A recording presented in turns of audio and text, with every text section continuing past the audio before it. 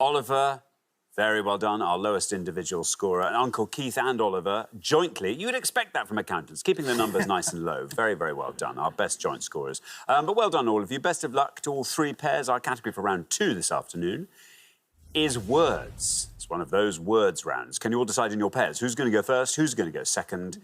And whoever's going first, please step up to the podium. OK, let's find out what the question is. Here it comes. We gave 100 people 100 seconds to name as many words ending R-U-M as they could. Richard? We are looking for any word which has its own entry in the British and World English section of OxfordDictionaries.com, please, that ends R-U-M. No hyphenated words, no proper nouns. It's a toughie. Yeah. I see sometimes we have words rounds that are round 1 rounds. Yeah. This is a round 2, and I guess because there are slightly fewer. It means there'll be slightly fewer. Slightly fewer. Yeah. I think I might have one. OK, interesting. James. So, I will try fulcrum. Yes, I think it deserves that. Fulcrum, says James. Let's see how many of our 100 people said fulcrum. It's right.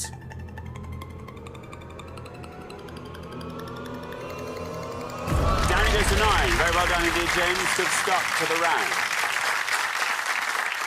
Well played, James. Tough on that first podium in those words rounds, isn't it? Yeah, fulcrum. Always, It's like yes. a kind of pivot. Yeah. That That's sort of thing, isn't exactly. I never know quite what the difference is between a fulcrum and a pivot. it? No. I might look it up. Yeah. I wish this computer worked sometimes. Oliver, what are you going to go for? Because I've seen a lot of meetings, I'm going to go with quorum. Quorum. Yeah. OK, let's see how many of our 100 people said quorum. It's right. 9 is the only score we have at the moment. 6,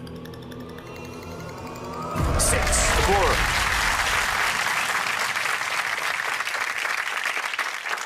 Very well played, yeah, the minimum amount of people to have in a meeting. Thank you very much indeed, Richard. Now, Sarah, any word that ends R-U-M? So I've had one in my mind that I'm not even sure if it's a real word. And then, yeah, one other. You know which one I'm going to encourage you to go for, but, yeah. I'm going to say conundrum. Yes. Yes. OK, let's see if that's right. Let's see how many of our 100 people said conundrum. It's right.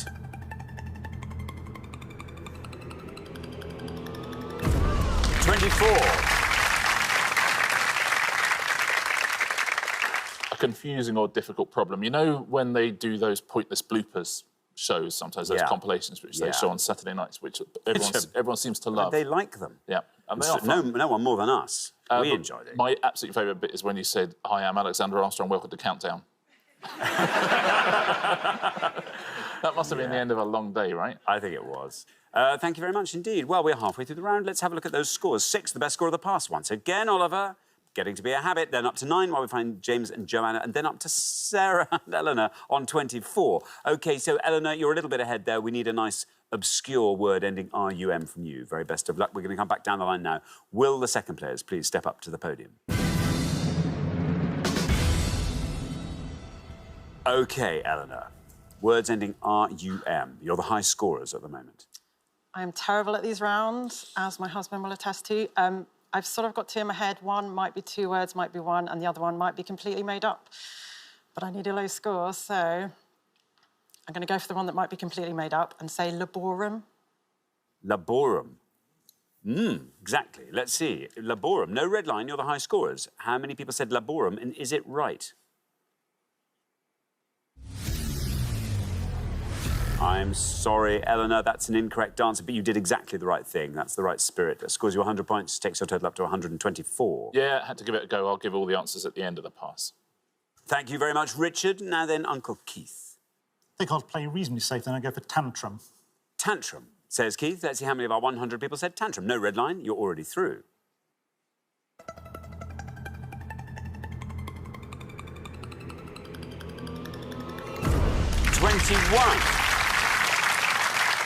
Taking your total up to 27.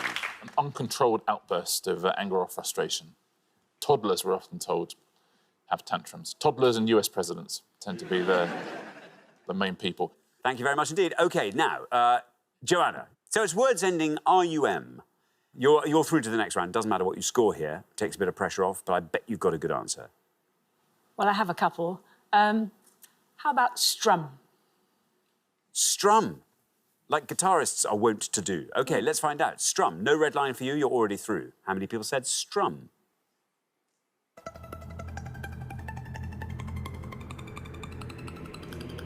$34 for strum. Take your total up to 43. Yes, strum, like what guitarists are wont to do. That's the That's what the they definition say. of that. What are your what's your word? Panjandrum. What do you think? I'll tell you what I think. I think it's a pointless answer, and I think I said it as well. No! Look at that!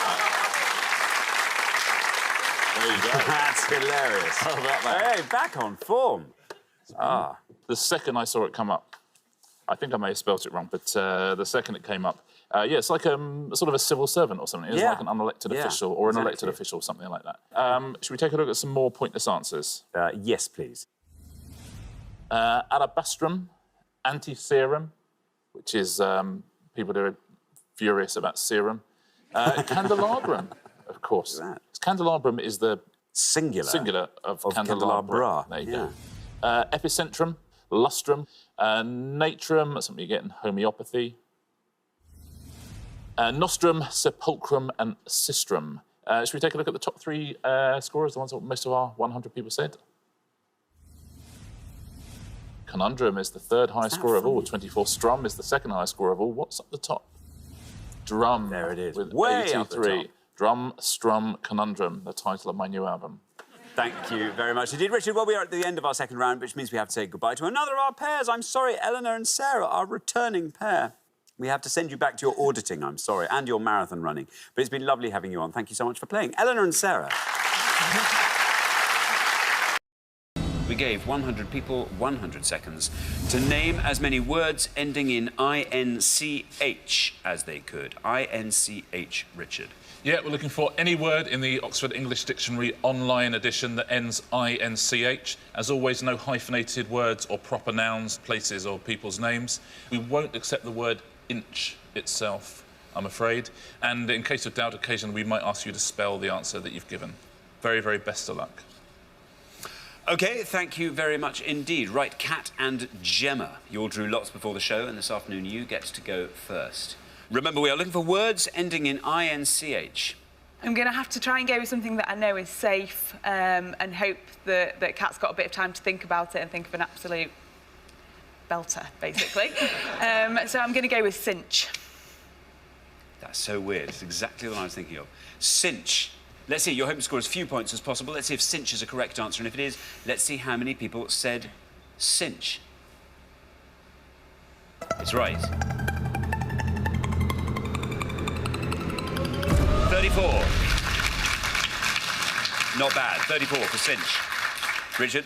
Yeah, well played, Gemma. Something's a cinch. It's simple, easy. It's a cinch. Very good. Tim? I'll say bullfinch. Like the way you're thinking there, Tim. Bullfinch. Let's see if that's right, and if it is, let's see how many people said bullfinch. 4.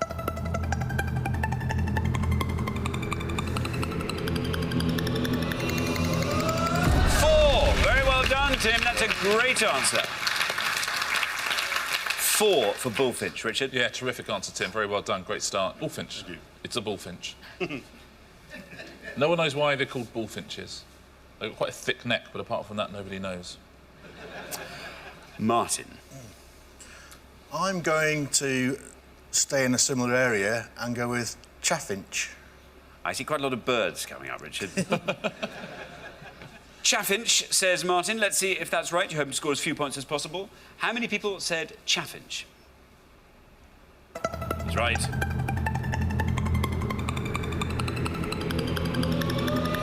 20. 20 for chaffinch.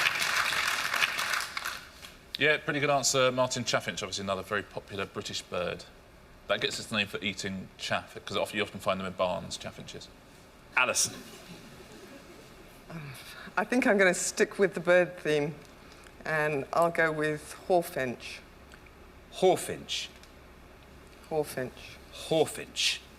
Hawfinch. Right, OK, well, let's see. You're hoping to score as few points as possible, Alison. This could be a spectacular answer. You're saying hawfinch. Let's see if it's right, and if it is, let's see how many people said hawfinch. Very well done, it's right. And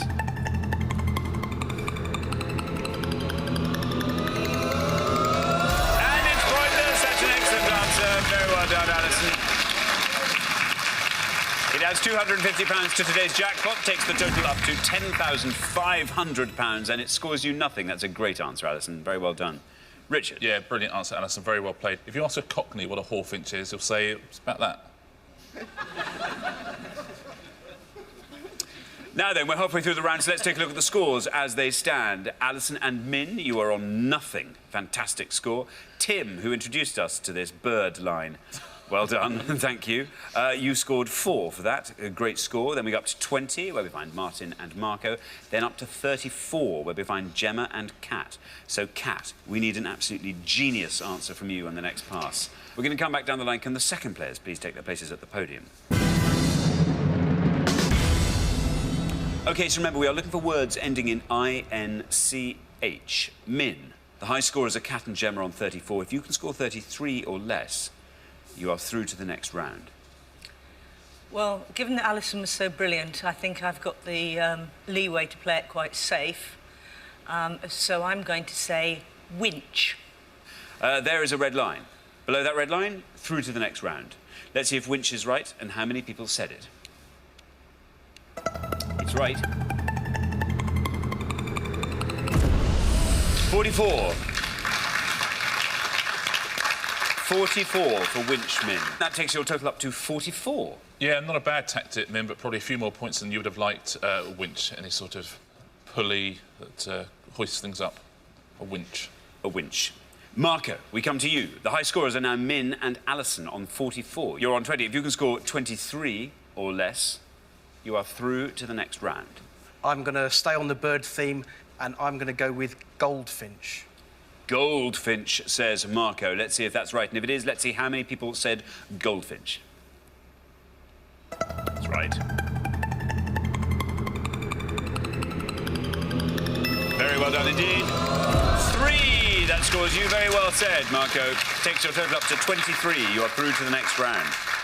Yeah, well played, Marco. Absolutely, everyone's going for very similar answers, but they all seem to be working. It's a James Bond film where one of the villains looks after goldfinches. He's a goldfincher. It's not easy, you know, this. No, it's not, it's not.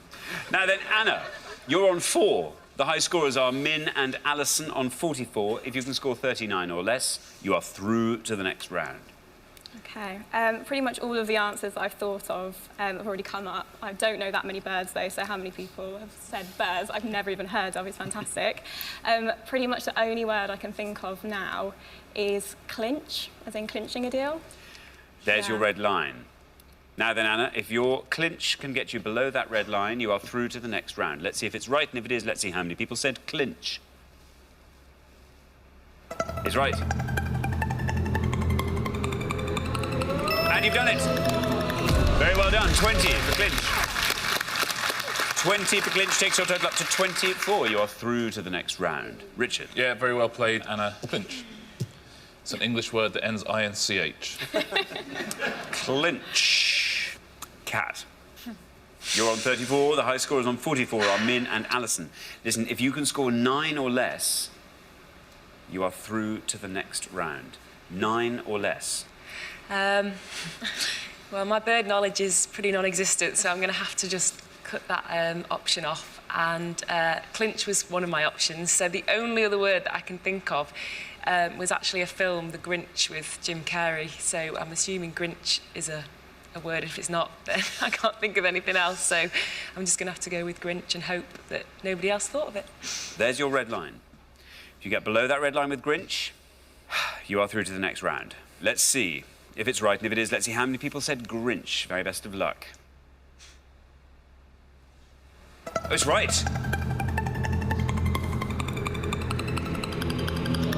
Go. 19. That was a great answer. Grinch scored you 19, takes your total up to 53, Richard. Yeah, a valiant effort. It's a spoil sport or a killjoy, really, and famous in The Grinch Who Stole Christmas. It's a very good answer, but sadly not quite low enough. There are a few more birds out there. This finch itself, obviously, would have been a big scorer. Green finch, you could have said. That would have scored 3 points. There's another couple of finches on this pointless answers list as well. There's the hawfinch that we have from Alison, which is a brilliant answer. The piefinch, which is a sort of regional word for chaffinch. Actually, that would have been pointless. The rosefinch, that was pointless. Squinch, that's a pointless answer, means to sit closely or squeeze together.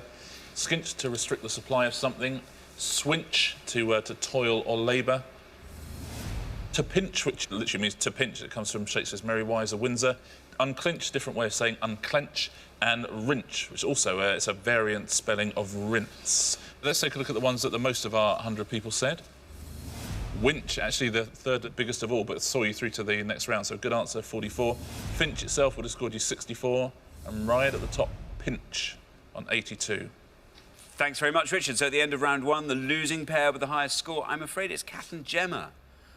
Oh, dear, 53. Not a bad score at all, and yet here it is, the high score at the end of the round. And you were through to the head-to-head in the last show, and very nearly through to the final. Yeah. You win some, you lose some, you know, but taking part, I suppose, is... Actually, no. We wanted to win. No, it's bitterly disappointing, but disappointing for us. We have to say goodbye to you. Great shame. You've been fantastic contestants. Thank you so much. As you all know very well, it'll be the pair with the highest score at the end of each round that gets eliminated, so keep your scores low. Very best of luck to all 4 pairs. Our first category this afternoon is words. It's a words round. Can you all decide in your pairs who's going to go first, who's going to go second? And whoever's going first, please step up to the podium. OK, let's find out what the question is. Here it comes. We gave 100 people 100 seconds to name as many words ending UGH as they could. Yes, we are looking for any word which has its own entry in the UK section of Premium Oxford Dictionaries, please, that ends UGH. Thank you. No hyphens, no nothing like that. No hyphens? I've literally, while you were yabbering on, I've written down your answer. I've got a couple. Have you? Yeah. I'm just going over it in thicker ink because I know I'm going to be showing it to camera later because I know it's right. Susanna. Remind us all about yourself, Susanna. So I work for a travel guide publisher with Laura. We work in the editorial department, producing travel guides to off-the-beaten-track places. And these are sort of slim volumes you produce? Oh, or no, great variety. Big tomes? Yeah, it depends on the destination. OK, so I mean, some of those... some of them are quite large. Exactly. Now, Susanna, words ending UGH. I'm really wishing I wasn't going first. Oh, words should be my thing, but I've got a blank. I'm kicking myself because I know I've got a better word in me somewhere, but I am just going to have to say thorough. Thorough. Says Susanna. Let's see, how many of our 100 people said thorough?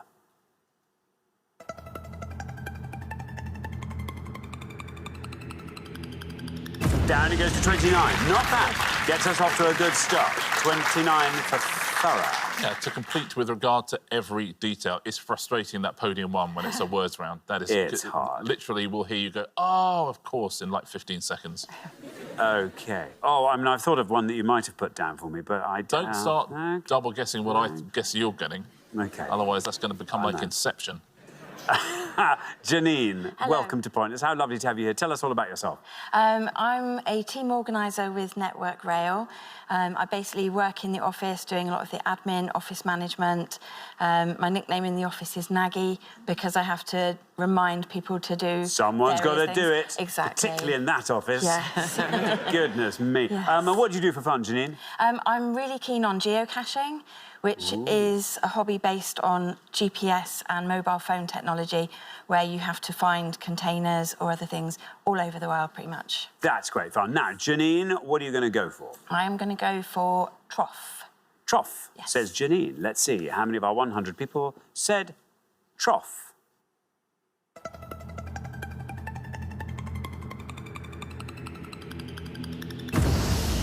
Down it goes to 27.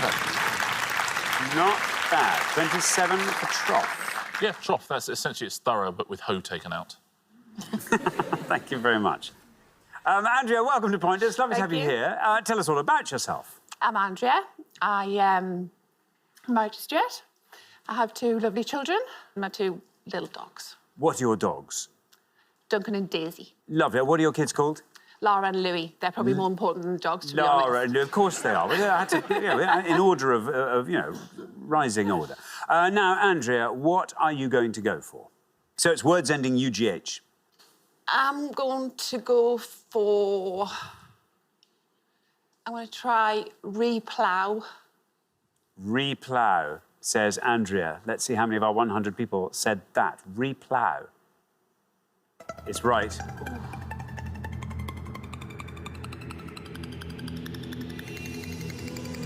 And that's a pointless answer. Very well done indeed, Andrea. That adds £250 to today's jackpot, takes the total up to £7,250. It scores you nothing and just earns you our hugest respect. I love it when people play these rounds properly. Replough, superb. Yeah, absolutely beautifully done. Well done, because sometimes those rewords, they're not there, but quite often they are. It means to plough again.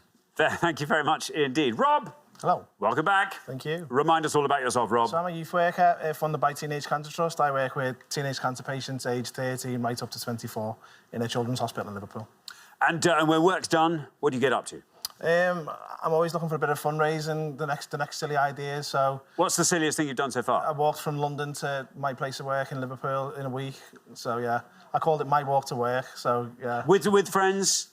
Pretty much now, on my own. There's a few people on the last day. I think I've joined in for 10 minutes at the end. And Rob, what are you going to go for? I've got a risky one I'm going to go for. I'm not sure if it's 2 words, but I'm going to do it. I'm going to say sourdough. Sourdough, says Rob. OK, let's see how many of our 100 people said sourdough. Sourdough's right.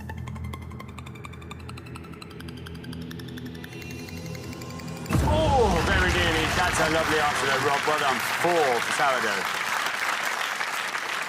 Great answer, Rob. We're seeing some very good playing here. We've talked about this before, but stop making toast out of sourdough bread.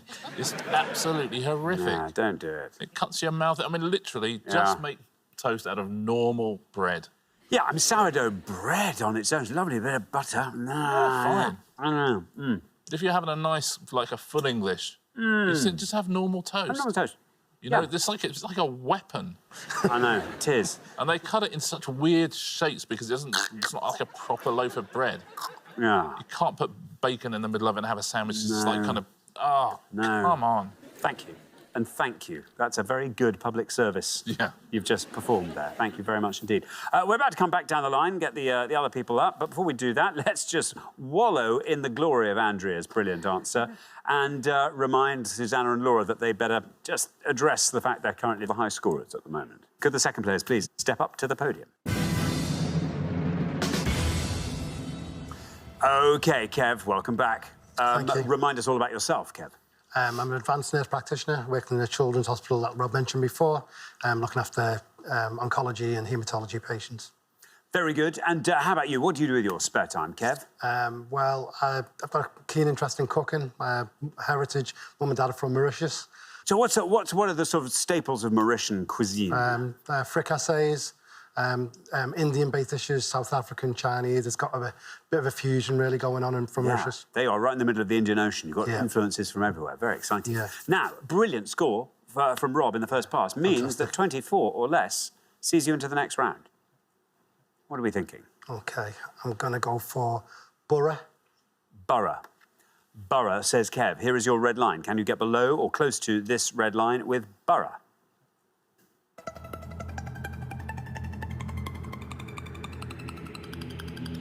Ooh, pretty much. 26 takes your total up to 30. I think you've probably done enough. Yeah, it's nicely played. Now, Borough Market in London, which is a beautiful area to have a little wander around. But can you get any toast that's not sourdough? No, you cannot. Borough Market is like the absolute epicentre of sourdough frenzy, isn't it? You're right, sourdough central. Yeah. Also, if you go somewhere where you have something put into sourdough, into sandwich, the tomato ketchup there will be sort of artisanal. That's one of the few, most artisanal things I would take in a heartbeat over and above the sort of mass-produced stuff. But with ketchup, There's only one. Well, There's only Malcolm one Gladwell option. writes a very good article about how ketchup is one of the few things that artisan hipster versions of have not replaced the original. They've not. There we go. Thank you very much indeed, Richard. Now then, Stuart, welcome. Oh. Very good to have you here. Tell us all about yourself. I'm Stuart, and I live in Newcastle, and I work for a cable percussion drilling company, which involves drilling boreholes all over the country for new builds and contamination purposes.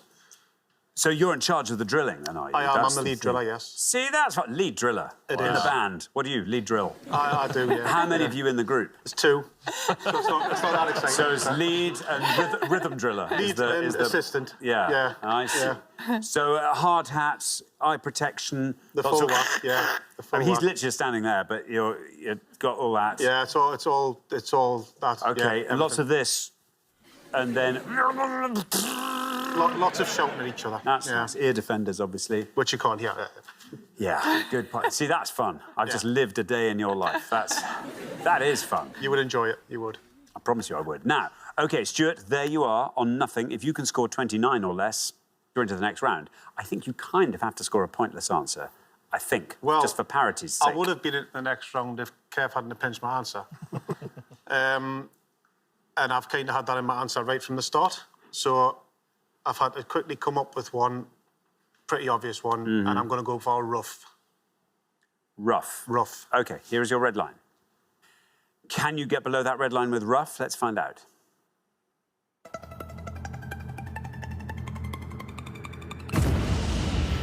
$50. Takes your total up to 50. There we are. Yeah, it means rough. That's what it means. You know. Yeah. Taken quite often with the smooth. Yeah. Barbara. Hello. The mothership. How lovely to have you with us, Barbara. Tell us all about yourself. I'm retired. What did you do before retirement? I worked at the University of Plymouth in one of the offices, entering student marks on spreadsheets and things like that. And retirement, well, how do you fill your retirement? I like walking our dog, Cavalier Lovely. King Charles Spaniel. Very nice. Maisie. And like watching sport on TV, football, cricket, golf. Lovely. Reading. All of that, wonderful. Now, 27 is your score at the moment. 50 is the high score, so 22 or less keeps you in the game. Any word that ends UGH? I'm going to try furlough. See, the mothership. Yeah. Furlough. That's a good answer, surely. Or is it? I don't know. Sorry, we must keep the jeopardy going. There's your red line. What happens if we say furlough?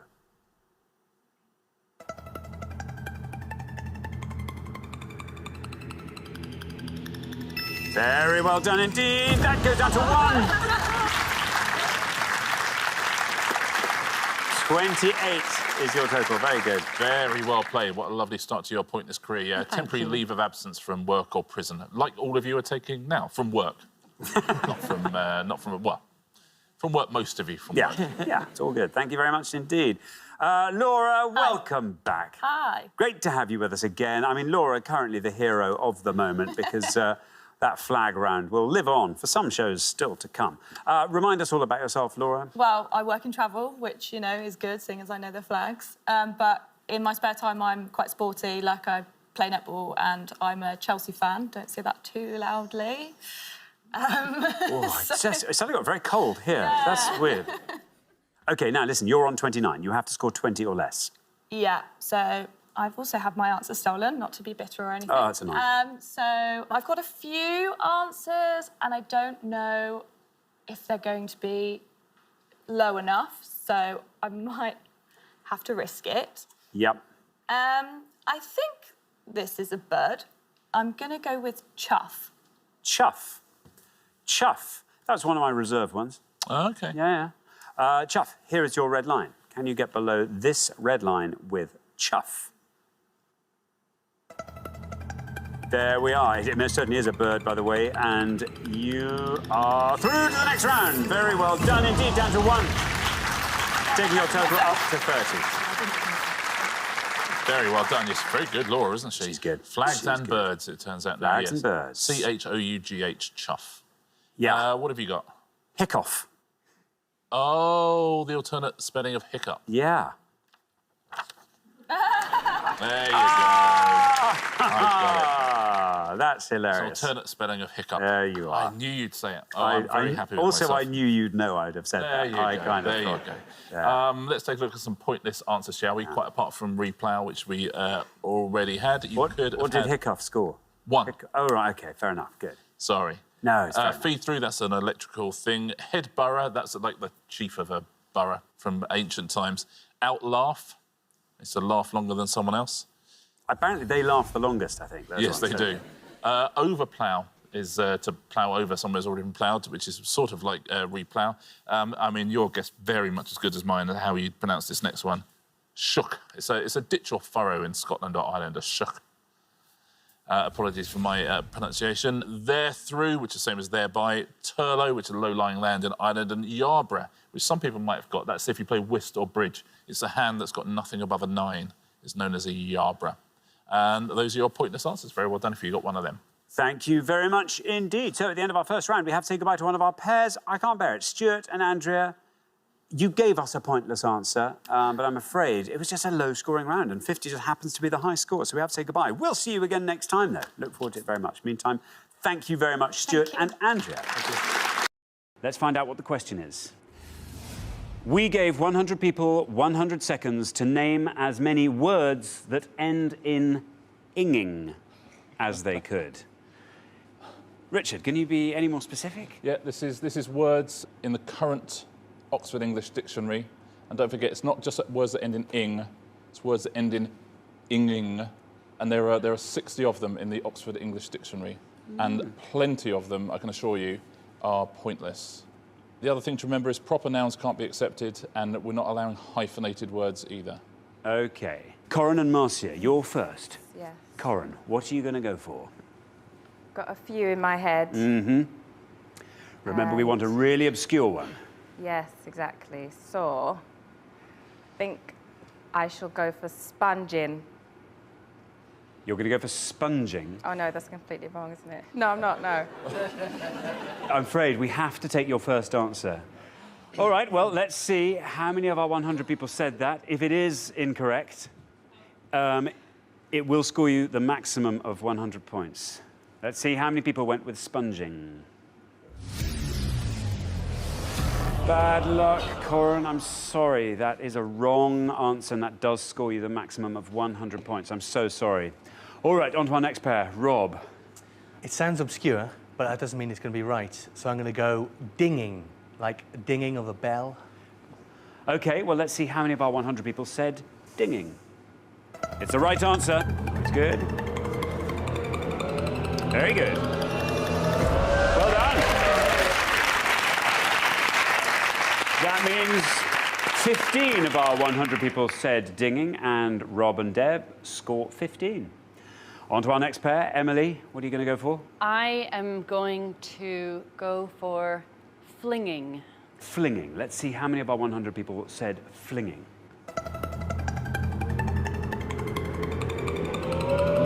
Very good.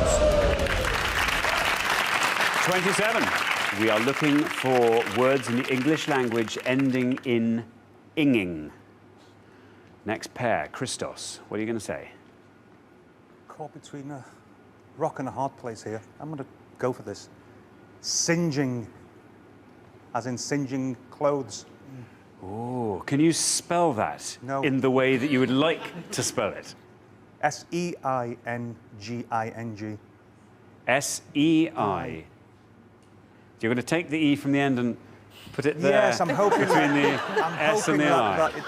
Perhaps my spelling is incorrect. Perhaps my spelling is incorrect. OK, well, you know what the risk is. Yes.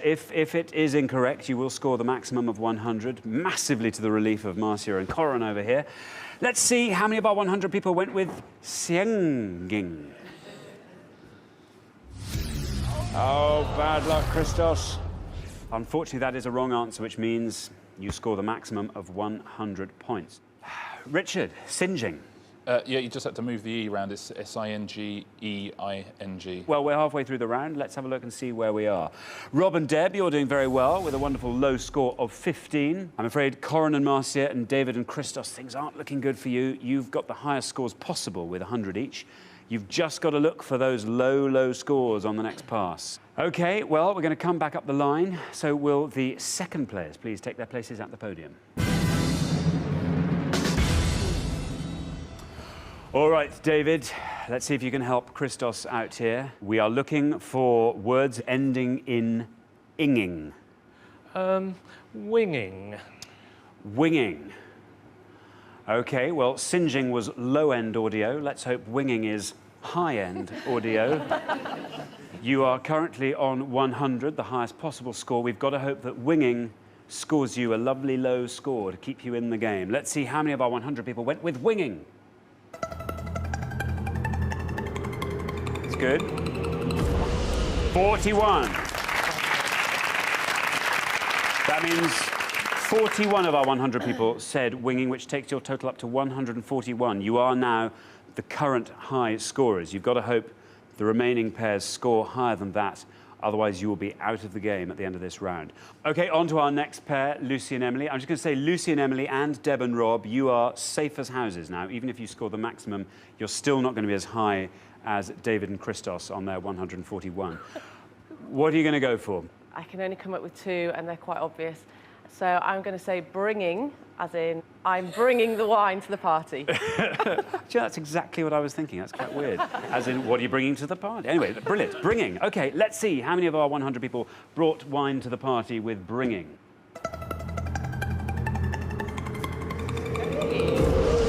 Not bad at all. That takes your score to 74. Deb and Rob. Deb, your turn. You're currently on 15. You're safe. You could risk it here. You could risk it. You go all out for a pointless. Add £250 to the jackpot. What's it going to be, Deb? I'm going to go for clinging, as in clinging on to a cliff edge. Yeah. For dear life. Well, you're not. You're not. You're safe. It's fine. Let's see how many of our 100 people went with clinging.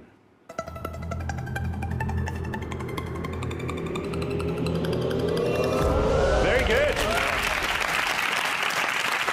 Very good. 25 of our 100 people said clinging, which brings your total up to 40. Ooh, now it gets interesting. No pressure. OK. On to our last pair, Marcia. We are looking for words ending in inging. Now, you want to be scoring 40 or less. Okay. Otherwise, you're out of the game. I'm hoping this is the way you actually spell it. So I'm going to say syringing. OK, that's the line. You want to be coming in below if you want to stay in the game. Syringing. Let's see how many of our 100 people said syringing.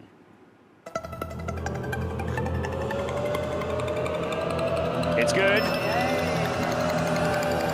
very good.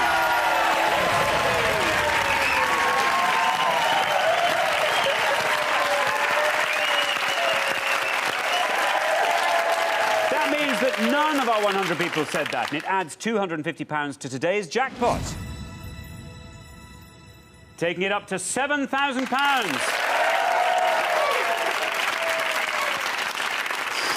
But much more importantly for Marcia and Corin, it means you're still in the game. Well, so at the end of that round, the losing pair with the highest score are David and Christos. Remember, the aim of the game was to score the lowest number of points possible. That was such a shame. You've done fantastically well. You've been fantastic contestants. Thanks very much. So, Richard, if they'd wanted to stay in the game, what should they have gone with? Well, occasionally we have questions where there are no pointless answers. On this occasion, there are 40 pointless answers, 40 things that no one said. I'll take you through some of the... there's a few sort of slightly obvious ones.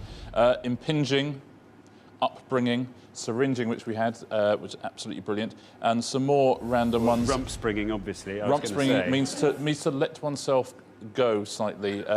In the rump? In the rump, yeah. Purse stringing is the act of dazzling, to dazzle. Very good. Purse stringing. What's kinging?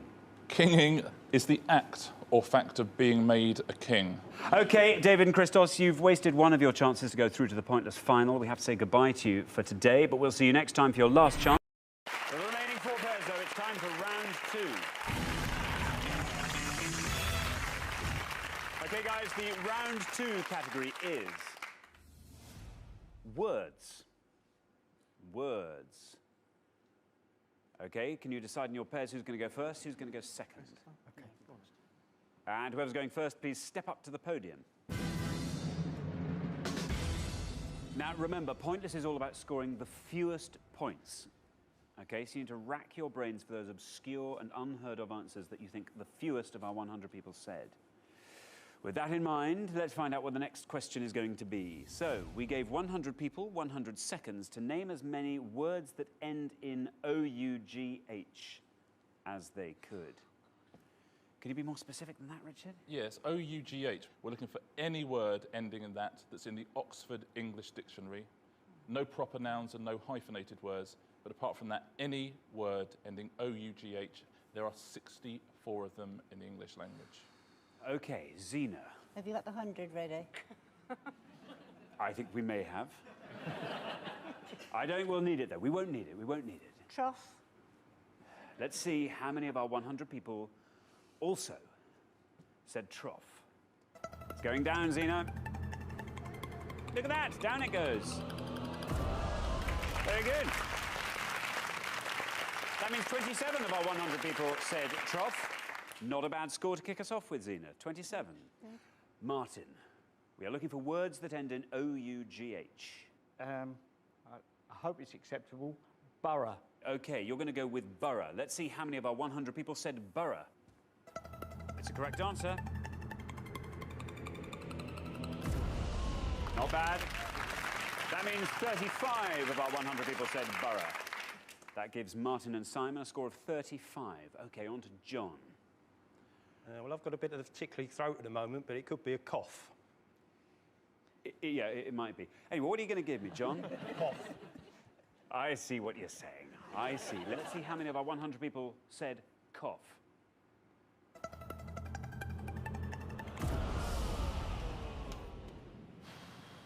Quite a popular one, that. That means 69 of our 100 people said cough. OK, on to our fourth pair. Bob, what are you going to say? Enough. Enough. Ooh, I like that. We're looking for words that end in O-U-G-H. Bob is giving me enough. OK, how many of our 100 people said enough?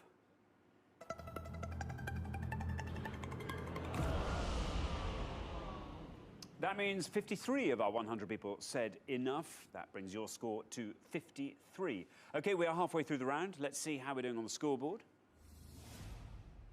Well, Zena and Julie looking fantastic there on 27. Keep up that low scoring and you'll be through to the next round without any trouble at all. Daniel and John looking a little bit more dangerous there on 69. You've got to try and find a really low score for the next pass and hope everyone else scores as high as they can. Now we're going to come back up the line. Will the second players please take their places at the podium? OK, Graham, we are looking for words that end in O-U-G-H. You are currently on 53. Our high scorers are Daniel and John on 69. To avoid becoming the high scorers and overtaking them, you need to score 15 or less with this answer. We're looking for words that end in O-U-G-H. So then, Graham, what's it going to be? I'm going to stick a TH on the front and go with though. You're going to go with though. To be absolutely safe and sure of a place in the next round, you want to be coming in below that red line. Let's see how many of our 100 people said though.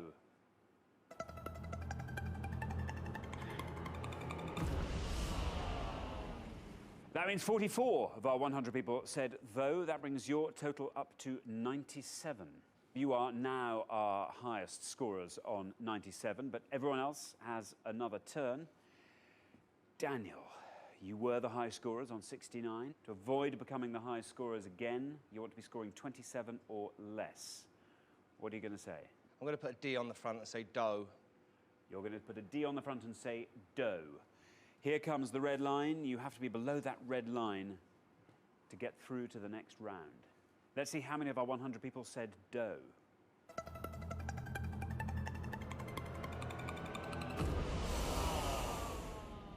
That means 42 of our 100 people said dough. That brings your total up to 111. You are now our high scorers. OK, Simon and Martin, you're currently on 35. To avoid becoming the high scorers and overtaking Daniel and John on 111, you want to be scoring 75 or less with this. Simon, what are you going to say? Well, if John had a cough, I think he would feel a bit rough, so I'll say rough. R-O-U-G-H. Very good. Let's see how many of our 100 people said rough. It's good. Just. That means 61 of our 100 people said rough. That takes your total up to 96. OK, Julie and Zena, you are our low scorers on 27. You need to be scoring 83 or less to avoid becoming the high scorers and being eliminated. We are looking for words that end in O-U-G-H. What are you going to say? Plough. Plough. OK, here's your red line. If you are below that red line, you are definitely through to the next round. Let's see how many of our 100 people said plough. It's good. Yes! It's very good. Look at that. That means 24 of our 100 people said plough. That brings your total up to 51. So at the end of round 2, the losing pair with the highest score is Daniel and John. Bad luck, guys. 111. Not too high a score, but I'm afraid everyone else was scoring just a little bit lower. Round 2 seems to be the hurdle you're falling at, doesn't it? Their nemesis. Yeah, that's right. That was where you went out last time. And I'm afraid that's where you've gone out this time. Richard, what should they have said if they'd wanted to stay in? There were 40 pointless answers on this one, 40 words ending O-G-H, which nobody knew, and for good reason, looking at most of them. Let's have a look at a couple of them. I won't go through everything. Breakthrough would have been a pointless answer. Hiccup would have been a pointless answer. That's how you spell it. Now, this next word, W-R-O-U-G-H, it's the sound that a pig makes. So I wouldn't pretend to know how to pronounce that. Oh, really? Let's take a look at the next 3. I'll give you 3 more. Julie, you said plough. If you decided to re-plough, you would have got a pointless answer. A Yarborough is a hand in bridge or whist with no cards above 9, and walkthrough. Let's take a look at the worst 3 things you possibly could have gone for. Simon, you gave us rough, which was the third most obvious answer. Second most was tough, which is what this round was. And John, cough was the most obvious answer of them all. I think that's probably enough, don't you? That'll do for now. Thanks very much, Richard. Daniel and John, that was your second and final chance on the show. You clearly just don't have that pointless word knowledge you need to get through to our final, so I'm afraid we do have to say goodbye, but thanks so much for playing. Well done, everybody. We made it through round 1. Not the easiest round, I have to say. Chris, very well done. Our lowest individual scorer there. Christopher and Ollie, our lowest combined scorers. So fantastic work on that far podium. Best of luck to all 3 pairs. Our category for round 2 today is words. Can you all decide in your pairs? Who's going to go first? Who's going to go second? And whoever's going first, please step up to the podium. OK, let's find out what the question is. Here it comes. We gave 100 people 100 seconds to name as many words ending L-E-N-T as they could. Simply any word in the UK version of Oxford Dictionary's premium section, please, that ends L-E-N-T. As always, no proper nouns, no hyphenated words, just any word ending L-E-N-T. I've already written down your word. I haven't, OK. Before you've even thought of it. Yeah. I haven't got one yet. Chris, what are you going to go for, Chris? I'm going to go for valent. OK, valent, says Chris. Let's see if it's right. Let's see how many of our 100 people said it. I'm afraid that scores you 100 points. I'm sorry, Chris. No, not valent. I'll give all the correct answers at the end of the pass. Thank you. Gwyn. Now then, words ending L-E-N-T. Prevalent. Prevalent. Prevalent. Prevalent. Let's see if it's right. Let's see how many of our 100 people said it. It is right.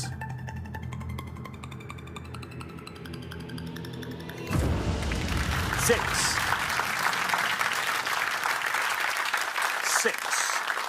Widespread in a particular area or at a particular time. Prevalent. Good. I think I've got one. Have you? Yeah, I think so. It might be nonsense. OK. Might not be real. Christopher. Was that a shrug? was that you throwing in the towel? Just going, I'm not. No. Violent. Violent. Violent. Let's see how many of our 100 people said that. Violent is right. 100 is our high score, 6 is our low. Violent ends up at 25. Not bad. Yeah, violent. It simply refers to the shade of the different colours on Christopher's T-shirt. Thank you very much indeed, Richard. We are halfway through the round. Let's have a look at those scores. 6, the best score of the past. Very well done to you, Gwyn. Then we travel up to 25, where we find Christopher and Ollie. Then up to 100, where we find Chris and Lynn. Lynn, quite a lot resting on those shoulders there. Let's hope you've got a lovely low-scoring answer. And good luck. Let's see what happens in the next pass. We're going to come back down the line now. Will the second players please step up to the podium? OK, Ollie, we are looking for words ending L-E-N-T. I think I'm going to go for opulent. Opulent, says Ollie. Let's see how many of our 100 people said opulent. Here is your red line, nice and high. Very well done. You're through. 15. Your total is 40. Yeah, ostentatiously costly. Opulent. Thank you very much indeed, Richard. Jenny. I think I will try for succulent. Very good. Nice gardening term there. Here is your red line, Jenny. Succulent. Let's see if you can get below that with succulent. There we are. Down it goes to 13. Well done. Takes your total up to 19. Nicely done, succulent. It's also the name of my Hoover hire company. Thank you very much. Indeed, Richard. Lynn, I'm sorry to say. No pressure. I'm sorry to say you are the high. I'm afraid, well, actually, tragically, literally no pressure. I'm afraid it's... I'm afraid the pressure is off now. You are already our high scorers. Especially as that was my word. Oh. But I'm racking my brains. All I can think is silent. Silent. OK, silent. Let's see how many of our 100 people said silent. No red line views, you're the high scorers.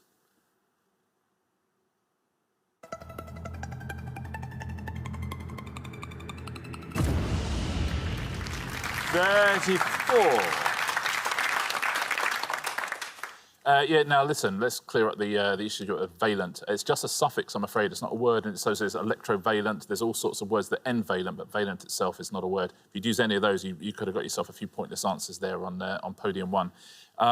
So do you have an answer? Yes, obviously repellent is a good word. That's E-N-T. And then I was thinking propellant, but that's probably A-N-T. So expellent, which was what I was on. So I might just jack all that in and go for corpulent. Corpulent would have scored you 6 points. OK. I thought you were going to go for truculent. See, that would be great. Yeah, that's what I thought you were going to go for. Yeah. 1 point truculent. That's your plant hire business. Yeah, exactly. There we go. Yeah. Should we look at the pointless answers? Yeah. Here they come. Credulent is a good answer. Now, cromulent is a word that was made up in The Simpsons many years ago when they were pretending that certain things were words, and now it's a word in the dictionary. Crapulent. That's a good word. Crapulent? Yeah. Yes, that's another of my companies that did not do well, I've got to tell you. Yes, a pointless answer, crapulent. Yeah. So cromulent is now in the dictionary, means acceptable. It comes from The Simpsons. There's electrovalent, would have been a pointless answer. Omnibenevolent. We can work out what that means. Omniprevalent, pendulent, super excellent. Wow. That's a good word, isn't it? Unlent and unopulent. It's weird there's some words that... It's like valent is not a word, but unopulent is a word. It's an inelegant word, isn't it? It is an unelegant word, yeah. It really is. A diselegant word. It really is contra-elegant. Isn't it? Yeah. Thank you very much indeed, Richard. So at the end of our second round, we have to say goodbye to another pair. Oh, it's our other returning pair. Look at that. The returning pair's falling like flies. Lynn and Chris, it's been lovely having you on both shows. I'm sorry you didn't make it through to the final, but thank you so much for playing and playing so well. Lynn and Chris.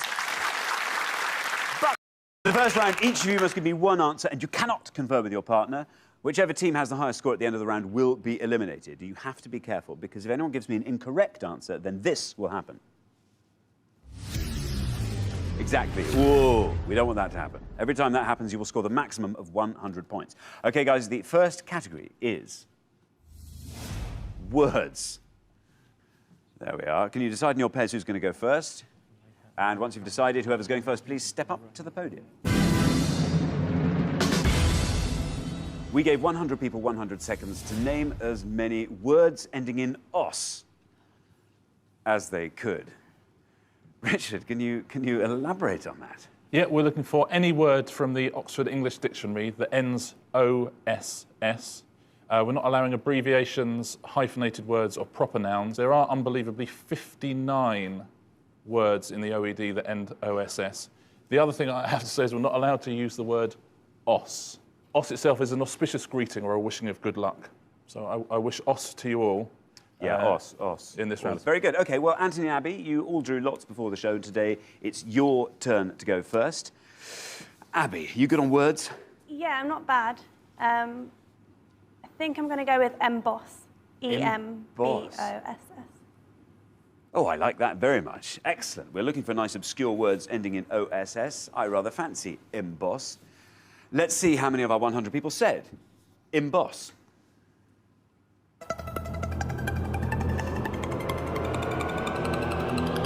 Look at that. Down it goes. 8. Fabulous low score for emboss there, Abby. Well done. Richard, emboss. Yeah, emboss, it literally means to cover with protuberances. Emboss. To cover with what? Protuberances. Ah. Don't ask me to say that again. Good. Well done. David, you're a retired teacher. You'll know plenty of words ending in os. Yes, got a few ideas. I'm going to try, well, Fleetwood Mac, albatross. Very good. Shall I spell it? Go on. No, I think we know. We know what the word is. We're I think we've aware heard of what the word is, yeah. OK, OK. I just like the idea of getting a retired teacher. Go on, yeah, spell it. Come on. How are you spelling that, David? OK, we're hoping that you will score as few points as possible with albatross. Let's see how many of our 100 people said it.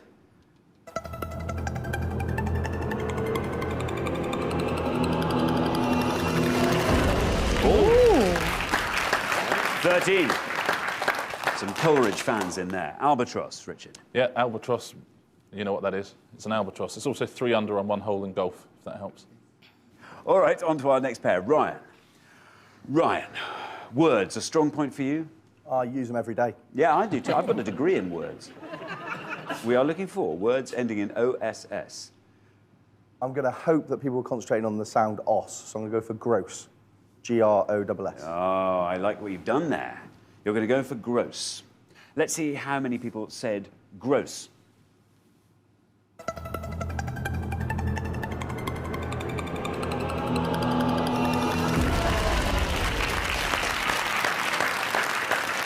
That's not a bad score. Only 19 people said gross. Your score is 19. You are, however, the highest scorers at the moment. On to Karen. Karen, you're making a pained face. Oh, I know. They've done so much better. Floss. Floss.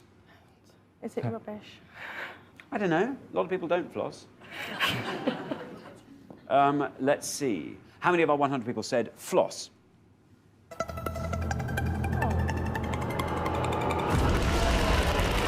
Oh, halfway house, 50. That scores you 50. Richard.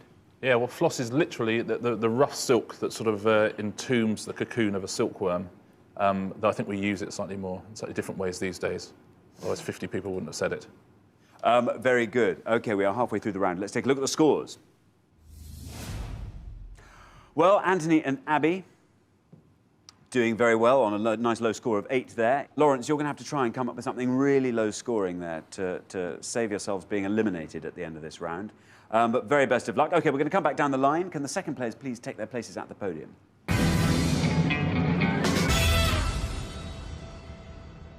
OK. Lawrence, you are the high scorers. You're going to have to try and score as low as you possibly can. So remember, we are looking for words ending in os, O-S-S. Have you got one? I have. I'm afraid, though, it's dross. Yo, what is it? Go on. What's your word? Dross. OK, dross. You are hoping to score as few points as possible. Let's see how many of our 100 people said dross.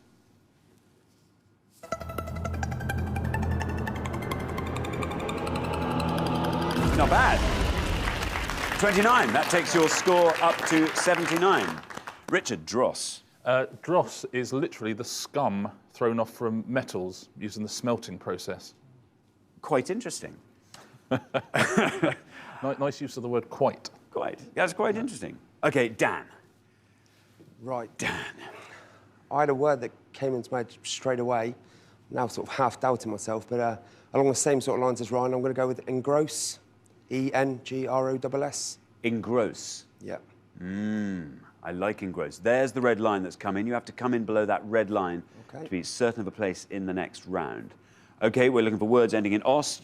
Dan has given me engross. Let's see how many people said it. It's good. And it's good enough. Look at that. Fabulous.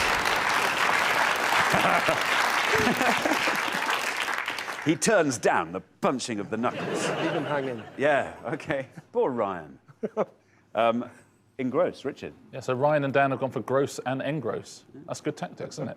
Engross, we know what it means, but literally, it means to write in large letters, engross. That's where it comes from, to write in large letters. See, that is interesting. Very good. Thanks very much, Richard.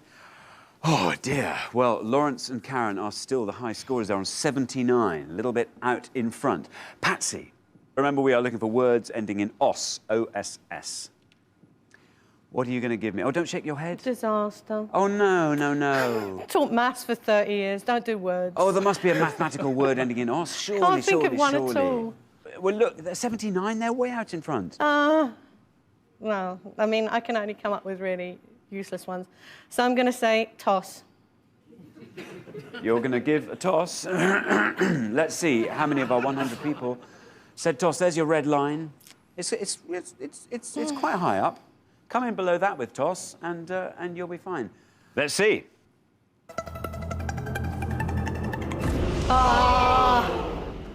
68, that scores you, taking your score up to 81. Toss, Richard, toss. Everybody in Britain knows what toss means, I don't need to tell you, which is why it scored so highly. Right, OK. Anthony, you've had quite a while to come up with... One's been taken, I've had another one. But, yeah, you got another one? Yeah, right, I'll go for it. Gloss. You need to get 72 or less. There's your red line. Come in below that, and you're through to the next round. OK, let's see how many of our 100 people said gloss. Oh, it's good enough.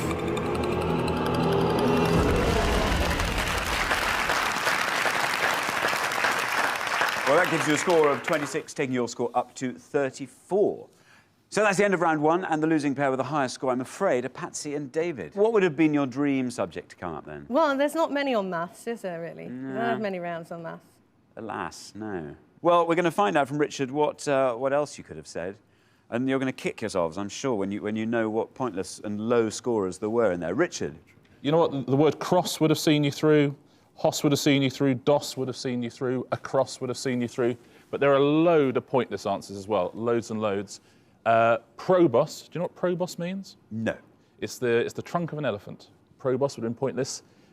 Carrosse, a carrosse is a sort of sleeveless jacket made out of animal hide. Something Ray Mears probably wears. Yeah, Ray Mears wears a carrosse. I bet he does. Circumcross, which means to surround with crosses, although also used to means circumnavigate these days. Let's take a look at a few more. Catercross, which simply means diagonally. Outgross means to make more money than. Re-emboss. Do you know what re-emboss means? No. Come on, you know what re-emboss means, Is surely. it to make, once again, cover with protuberances? No, as everyone at home knows, it means to hide oneself amongst bushes. To re-emboss.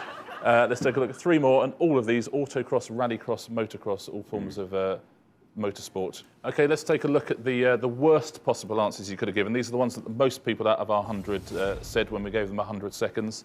In the third place was moss. In second place, loss. And anybody, the worst answer you could have given? Boss. Correct. OK, well, thanks, Richard. Patsy and David, I'm sorry, you just didn't have that pointless os knowledge you needed to make it through to the final, so I'm afraid we have to say goodbye to you, but you have been fantastic contestants. Thanks very much indeed. Words beginning with an A and ending with a Z. Richard. Yeah, we're going to give you 5 clues now that lead you to a word that begins with A and ends with Z, but which is the most obscure answer. OK, let's have a look at our 5 clues. Here they come. Surname of the Cuban actor and band leader who married Lucille Ball in 1940. Adjective meaning filled with a continuous humming sound. Animated film starring Woody Allen that was released in the same year as A Bug's Life. Former maximum security prison located on an island in San Francisco Bay. And large public square in Berlin named after the Russian Tsar who visited the city in 1805. I'll read those again. Surname of the Cuban actor and band leader who married Lucille Ball in 1940. Adjective meaning filled with a continuous humming sound. Animated film starring Woody Allen that was released in the same year as A Bug's Life. Former maximum security prison located on an island in San Francisco Bay. And large public square in Berlin named after the Russian Tsar who visited the city in 1805. Jessica and Gary will go first.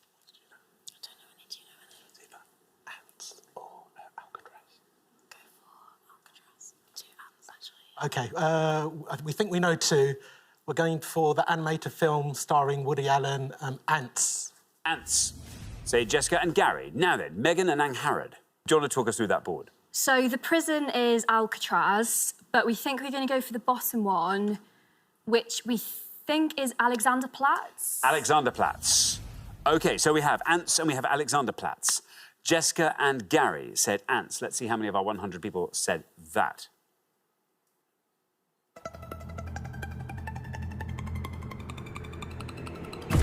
$42 for Ants.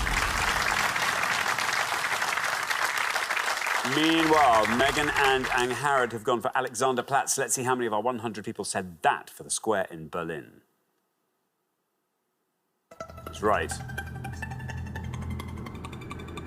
And it wins you the point. Very well done indeed. Down that goes to 10. Which means after 2 questions, Megan and Angharad, you are up 1-0. And it's the best answer on the board as well, so well played and back on form. The rest of the answers, the surname of the Cuban actor is Arnaz, Desi Arnaz. We scored you 45. The adjective, meaning filled with a continuous humming sound. A buzz. A buzz, A buzz. is right. Well done.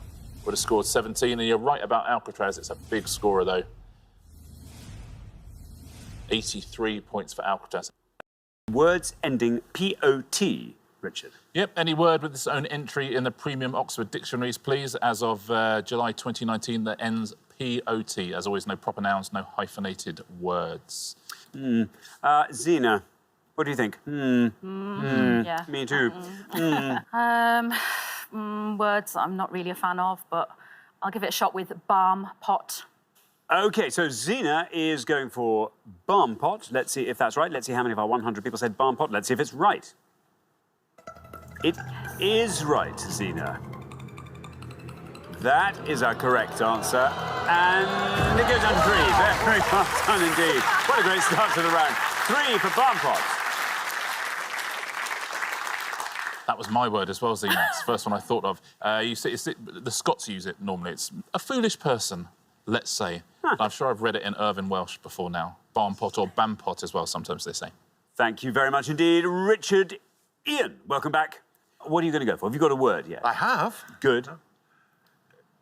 Crackpot. OK, let's see how many of our 100 people said crackpot. Crackpot is right.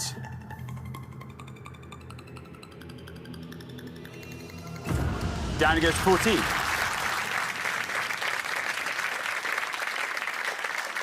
Yeah, essentially means the same as barn pot, crackpot. Although, yeah, listen, different people have different meanings for it. Thank you very much indeed, Richard. Nikki, welcome. I'm having a mind blank and I'm thinking, are these words 2 separate words, that kind of stuff? But I'm just going to go with one and hopefully it's right. Hot pot. Hot pot. Hot pot. Of course, hot pot. Let's see how many of our 100 people said hot pot.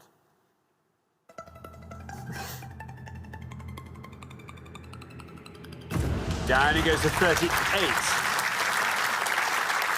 38 for hot pot. Well played, Nikki. Yeah, a casserole, essentially. Often topped with sliced potatoes. Thank you very much indeed. Steve. Hello. Well, reminding me that I was a history teacher, it just came into my mind. I better say despot. Despot. Despot. So, Steve, let's see how many of our 100 people said despot. It's right. Down that goes to 28. 28 for despot. So another good answer. Yeah, someone who holds absolute power, typically in a cruel way, a despot. Or to despot. Same thing. Ah, yes. Yeah. Thank you very much indeed. Well, we are halfway through the round. Let's take a look at those scores. 3 was the best score of the pass. Well done, Zena. Fantastic performance on that first podium there. Then up to 14, where we find Ian and Jan. Up to 28, where we find Steve and Dave. And then up to 38, where we find Nikki and Tristan. A little bit ahead there, but nothing you can't deal with, Tristan, I think, on the next pass. Let's hope we find a nice answer from you that brings things more into line. We're going to come back down the line now with the second players. Please step up to the podium. So, Dave, what are you going to go for? Words ending POT. Funny enough, Steve took my word. Oh. So I'm going to drop the S and say depot. Depot. Yeah, here is your red line. If you can get below that red line, things are looking rosy. Depot. How many people said depot?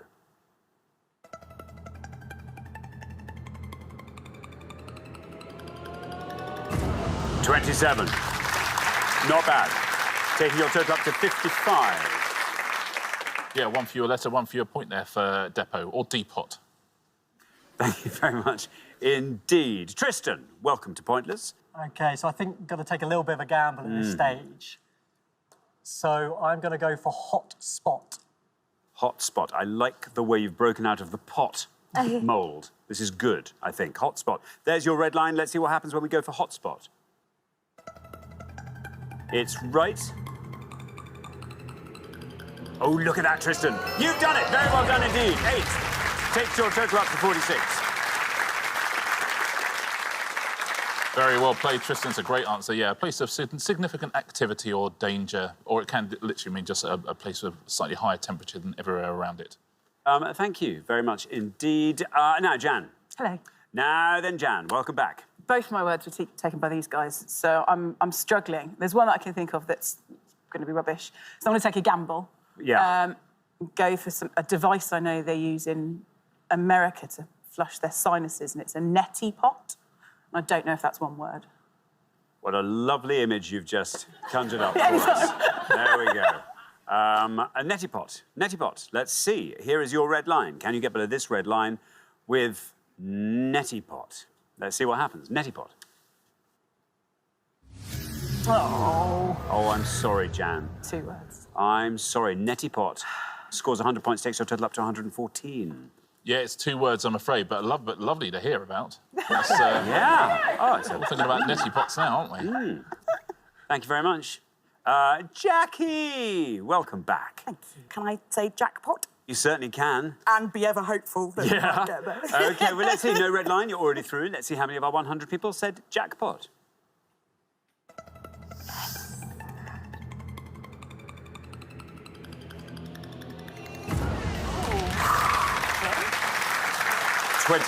Takes your total up to 23. Very well done indeed.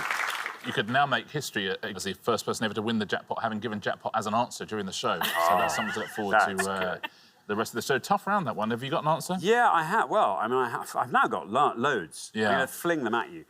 It might be an archaism, but I think, in the same way you have a jackpot, there are also queen pots and king pots you can have for... Queen pot and king pot? Yeah. Now, if I was to say to you that they're not both correct, which one would you go for? King pot. You're going for king pot. That's incorrect, I'm afraid. But queen pot was wrong as well, so... You'd have got 100, whatever. Wash pot. You can't just keep going. Wash pots. You know, when people mess up here, you're not saying to Ian and Jan, have another go, are you? Because they can't. I can. Wash pot. Wash pot is not there, funnily enough, wash pot. Really? Now, I'll tell you some low ones. Honey pot would have scored you 6. Repot would have scored you 5. Stock pot 4. 3 for fuss pot and night spot. You've got 2 for sunspot, 1 for stew pot. And here's some pointless answers for you. Entrepot, which is essentially an entry point for goods or services. Ice spot, hotch pot. Pin spot, which is a very small light. A rommel pot, which is a South African drum. Stink pot is a pointless answer. That's a nice one. Train spot, to train spot, the act of train spotting. That's a lovely one, isn't it? Unpot, to take out of a pot. And white pot, which is sort of a blancmange pudding, essentially.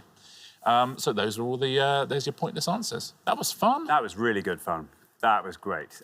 Thank you very much indeed, Richard. Thank you, everybody. We are at the end of our first round. We have to say goodbye to one of our pairs. This is the bit I hate. Jan and Ian. Hang on, wasn't it round one last time? It was, yeah. It was me last time. No. Dear, oh dear. Far too soon to be saying goodbye to you, but it's been lovely having you here. Thank you so much for playing. Jan and Ian. Words beginning with an A and ending with a Z. Richard. Yeah, we're going to give you 5 clues now that lead you to a word that begins with A and ends with Z, but which is the most obscure answer. OK, let's have a look at our 5 clues. Here they come. Surname of the Cuban actor and band leader who married Lucille Ball in 1940. Adjective meaning filled with a continuous humming sound. Animated film starring Woody Allen that was released in the same year as A Bug's Life. Former maximum security prison located on an island in San Francisco Bay, and large public square in Berlin named after the Russian Tsar who visited the city in 1805. I'll read those again. Surname of the Cuban actor and band leader who married Lucille Ball in 1940. Adjective meaning filled with a continuous humming sound. Animated film starring Woody Allen that was released in the same year as A Bug's Life. Former maximum security prison located on an island in San Francisco Bay, and large public square in Berlin named after the Russian Tsar who visited the city in 1805. Jessica and Gary will go first.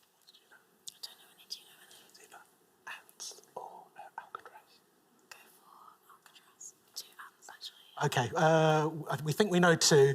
We're going for the animated film starring Woody Allen, Ants. Ants. Say Jessica and Gary. Now then, Megan and Angharad. Do you want to talk us through that board? So the prison is Alcatraz, but we think we're going to go for the bottom one, which we think is Alexanderplatz. Alexanderplatz. OK, so we have Ants and we have Alexanderplatz. Jessica and Gary said Ants. Let's see how many of our 100 people said that.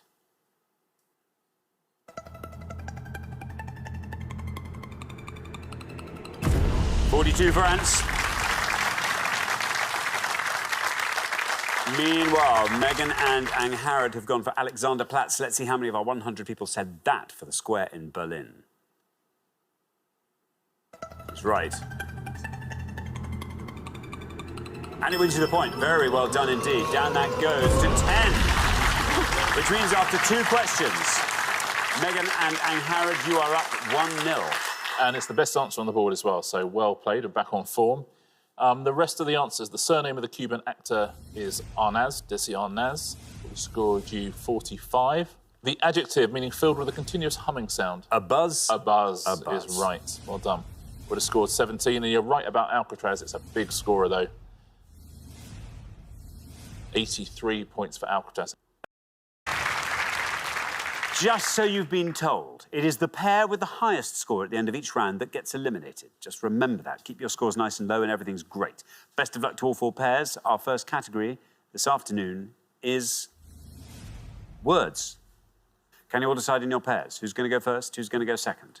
And whoever's going first, please step up to the podium.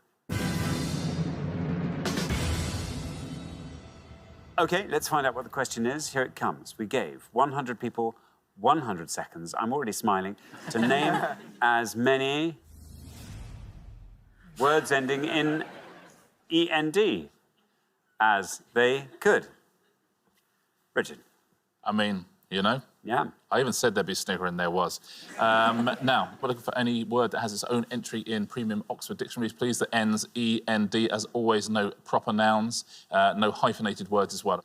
Thank you very much indeed. Ollie, welcome to Pointless. Thank you. Good to have you here from Northampton. Yes, that's correct, John. Tell us all about yourself, Ollie. So I work for an energy company up in Northampton, and I like to play my sports. During the week, I train a couple of times a week doing sports, and then I play at the weekends as well.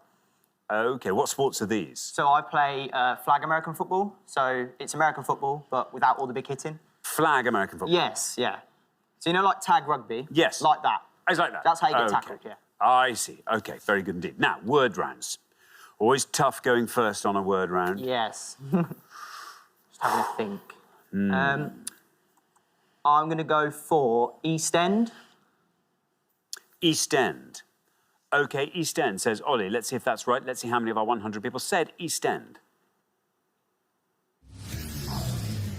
I'm sorry, Ollie. Ooh, always tough going first in these words rounds. It just always is. I'm afraid an incorrect answer scoring you 100 points. Sorry, Ollie, that's 2 words and it's a proper noun, but apart from that, it is an all exemplary good. answer. Yeah.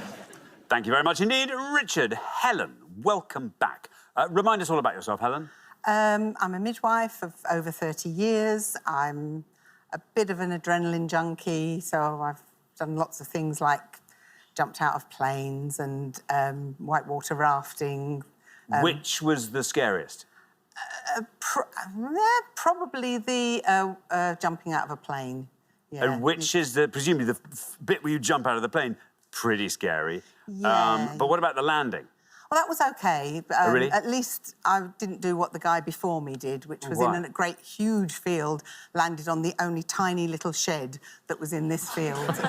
So he was the only one that did 2 jumps that day. Yeah. OK, now, Helen, what are you going to go for? I think I'll go for suspend. Suspend, says Helen. Let's see how many of our 100 people said suspend.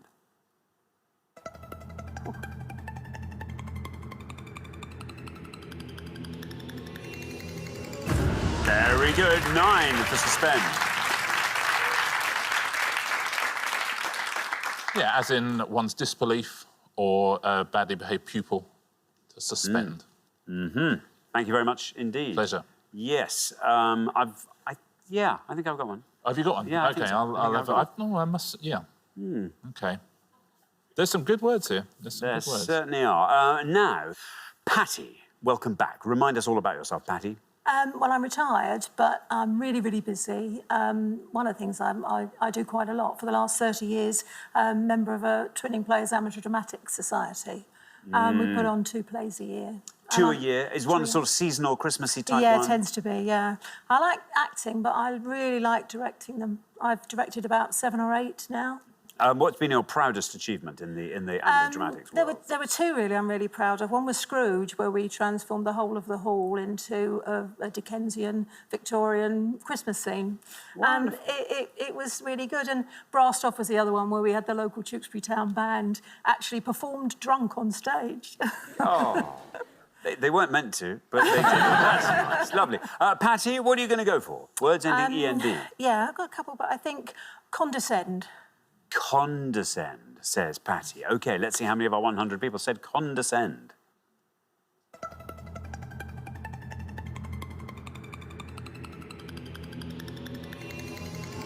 Oh, down to 1. Very well done indeed, Patty. Very nearly another pointless from you. 1, fantastic. Well played, Patty. Terrific answer. Yeah, condescend. That means a prisoner walking downstairs. Thank you very much indeed, Richard. James, welcome here from Portsmouth. Yes. Tell us all about yourself, James. So I play hockey, very active, sail a lot and ski a lot, so I live quite an active lifestyle. Well, it sounds all lovely. Do you work at all, or is yours a leisure existence? Unfortunately, yeah, I'm an accountant, so I've kind of got to do those things to make up for the... OK, just between the sport.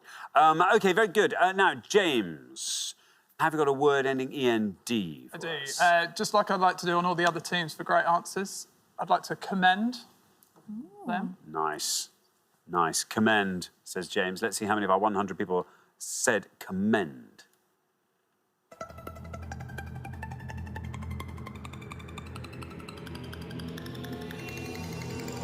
That goes down to 6. Not bad at all, James. Very well done. Yeah, to officially or formally praise is to commend. Thank you very much indeed. Well, it's my turn to do precisely that as we look back at those scores. Very well done, Patty, though. That's a lovely low score there. 1, 6 is where we find James and Ellie. 9 is where we find John and Helen. And then up to 100, I'm sorry, Ollie. I saw what you were trying to do there, and I do commend that. The effort I commend, the result less so. But Rod, yes, that puts you in a pickle, I think. But who knows what might happen in the next pass? Let's see. We're going to come back down the line now. Will the second players please step up to the podium? OK, Ellie. Yes. Welcome to Pointless. Remember, we're looking for any word ending in the letters END. Tell us all about yourself, Ellie. Well, so I'm a civil servant, but in my free time, actually this weekend I'm going to be partaking in a wine run. A wine yes. run? Yeah. What's that? Well, so in Bordeaux, they do a run round the Bordeaux houses and you get to try all the wines and the food. Unfortunately, I'm not partaking in that, but in the UK, they've started bringing that wine over here. So I'm doing it just in my local town, and there instead of water. Running. So you run. You run. Drink. And how many? I mean, by the time you've done, I don't know, 4 or 5 of these, you're running. You're not probably running in a straight line from A to B. It's the first one I'm doing, so I'm not certain how it's going to turn out. You don't have to run with the glass. Well, instead of water stations, they have wine stations. So Wow. I think I will be running with my glass. I've heard of a half marathon, but this is a half cup marathon, which is. Well, good luck with that, Thank Ellie. you. I look forward to hearing all about it, if you can remember See if I it. can make it to the end. Yeah. OK, now, Ellie, there you are. You're on 6. 93 or less gets you into round 2. No pressure. The first word that actually jumped into my head was legend, which I hope to be. OK, Ellie, legend. Here is your red line. If you get below that, you are through to round 2. Legend. And unsurprisingly, you are through to round 2. 16, taking your total up to 22. Yeah, traditionally used to refer to a story, but these days we use it to refer to people quite a lot as well. Yes, we do. You're right. Yeah. Yeah, thank you very much indeed, Richard. Now then, Pauline, welcome back. Remind us all about yourself, Pauline. Well, I live in North Wales and run a bed and breakfast with my husband. And I also have many hobbies, one of which is painting, and which is quite handy because I sell paintings to my guests. That's which is nice. quite good because I've got a captive audience. You absolutely have. And are these landscapes of North Wales? Yes, or mainly. caricatures of the guests? I wish. No, I mean, obviously people are coming to North Wales, so they want local scenes. So unfortunately, I do have to paint the same thing over and over. Well, no, that's good. But, Get better and better at it. Yeah, just to knock up another Very quick one. nice. Yeah. Very nice indeed. OK, now, listen, you're on 1. This is amazing. If you can score 98 or less, you're into round 2. Right. Easy. I've got one. Good. Strip end. Strip end? As in what a vicar earns. Is that the right word? No? Is it wrong? Never mind. Ah, well, let's see only 101. what happens. Well, that's OK. I think you're going to be OK, I think. Oh, unless Rod's got a pointless one. Let's see. Strip end. Let's see how many of our 100 people said strip end.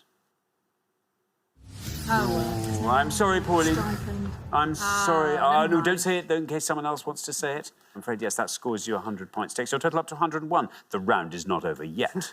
Yeah, sorry, Pauline. Strip end. That's essentially the last thing you take off before you go to bed. Thanks very much indeed, Richard. Now then, John. Hello Welcome again. back. Remind us all about yourself, John. I'm a filmmaker, but... Well, this is what we discovered last time. So what sort of things? Do you work on television or film, or what sort of things do you generally do? Low-budget films. The weirdest event I've ever had is where there were 40 extras dressed up as vampires in a cave whilst we were filming a fight scene with flames and swords. Wow. It was pretty intense. And you've got some special effects people there and all that sort of health and safety. Was a nightmare. I bet. Now, John. So we're looking for words ending in the letters E-N-D. 101 is the high score. Yes. 9 is your score at the moment. 91 or less keeps you in the game. Yes, I could go for really easy ones, but I'm going to try for, I think this is still reasonably easy. Comprehend. Comprehend, says John. OK, let's see how many of our 100 people said comprehend. There is your red line. Well done. You are through. That's a very good answer. That goes to 5, taking your total up to 14. Yeah, to mentally grasp or understand, to comprehend. Thank you very much indeed, Richard and Rod. Oh, this is exciting. But before we get down to the nitty-gritty, Rod, tell us all about yourself. I'm retired, so I do as little as possible. What did you do before you retired? I worked for a well-known department store I see. in the furniture distribution department. I see. OK. So if you went into a certain well-known department store and ordered a sofa, I would make sure you got it on time, in the right place. Well, thank you. The right colour. Thank you very much. You're welcome. Well, that's kind. It's very nice to have some interface with the person responsible for all these kindnesses. Rod, Yes. We're looking at a pointless answer here. Yeah. That's what we're looking for. I've got a few. OK. We only need one. Yes, I know. I'm Okay. thinking, because we might, you know... Yeah. I'll go for stipend. I wonder where he found that. Stipend, says Rod. Now, we just have to imagine there is a red line there. I mean, there is a red line. Somewhere down it's there, yeah. hovering around the 0 point. Stipend. Let's see how many of our 100 people said stipend. It's right.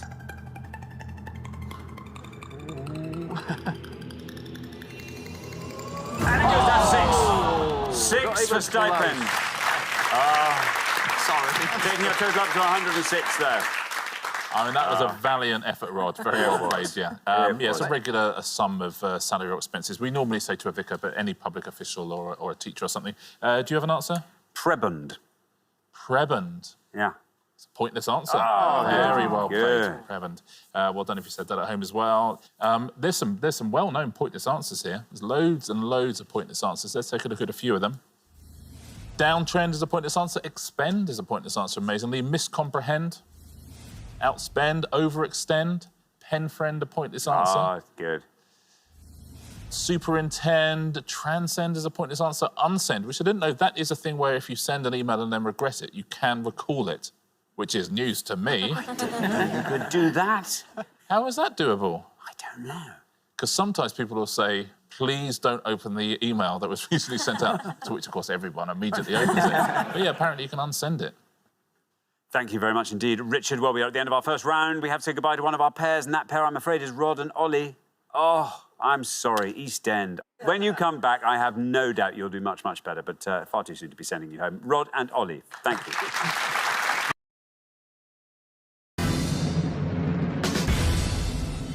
OK, let's find out what the question is. Here it comes. We gave 100 people 100 seconds to name as many words ending with either LM or LP as they could.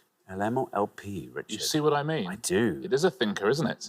Yeah, we're looking for any word which has its own entry in the World and British English section of oxforddictionaries.com, please, that ends LM or LP. No hyphens. OK. OK. Michael, welcome to the show. Great to have you here from Stockport. Tell us all about yourself, Michael. I'm a finance director, originally from Belfast, moved to Stockport sort of 20 years ago.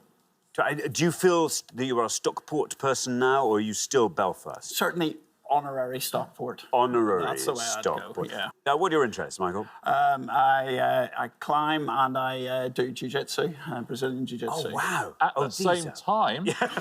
Yeah. With other climbers. Wow. My wall. That's a sport I'd watch. Yeah. Climb fighting. Climb fighting? Yeah. No. Nice. I mean, seriously, that's a good idea. It's a good idea, isn't it? A lot of jeopardy. Yeah. No ropes. Hold on, I'm going to write that down. Yeah. You could say, do you want to do it with ropes or do it without the ropes for double points? That's really clever. Oh.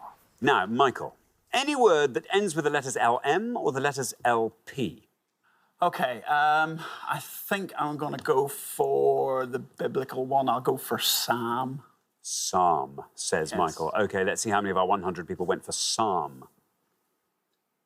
It's right.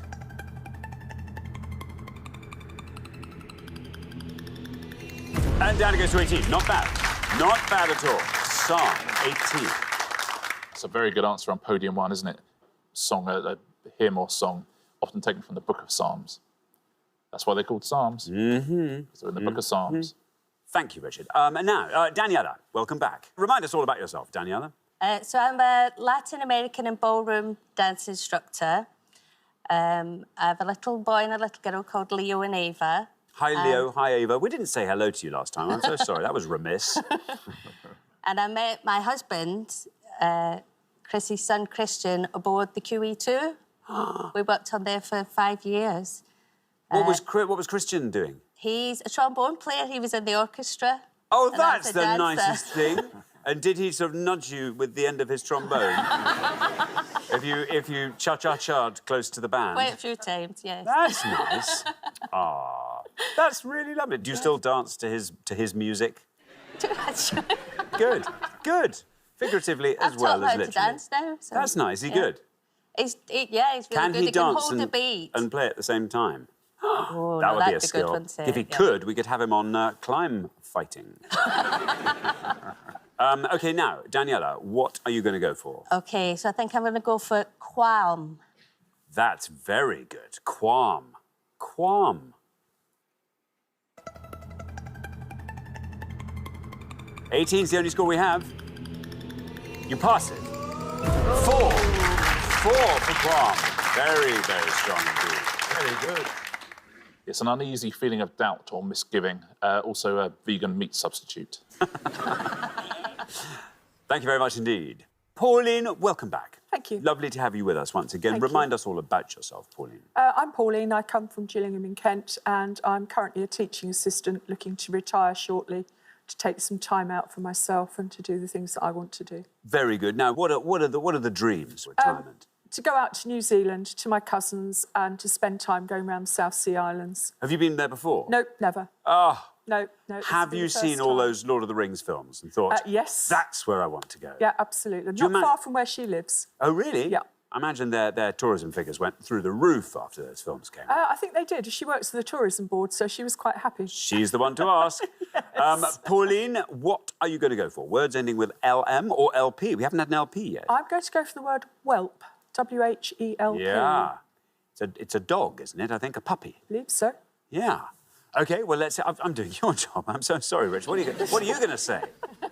Oh, Lord. Whelp, says Pauline. Let's see how many of our 100 people said whelp.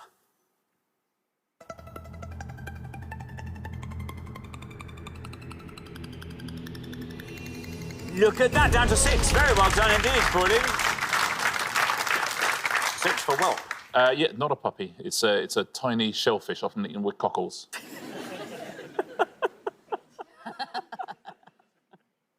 No, it's a puppy. It's a puppy. It's a puppy.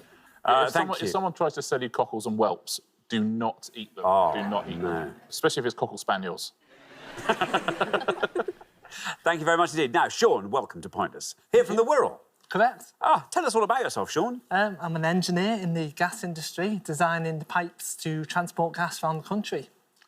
You do that? Wow, one of many. A tiny cog. Oh, that's exciting. So, what, I mean, you're just in charge of the Wirral area, or are you in charge of the whole East Midlands mainly, a bit of North West as well. There'll be people sitting at home now watching this in Wolverhampton having their tea on Sean's gas. On Sean's gas? You did that, Sean. Good work. I feel the pressure now, Richard. I mean, I wouldn't have called the company Sean's Gas myself, but if it's... Now, Sean, what are you going to go for? I'm going to go for overwhelm. Overwhelm. Overwhelm, says Sean. OK, let's see how many of our 100 people said overwhelm.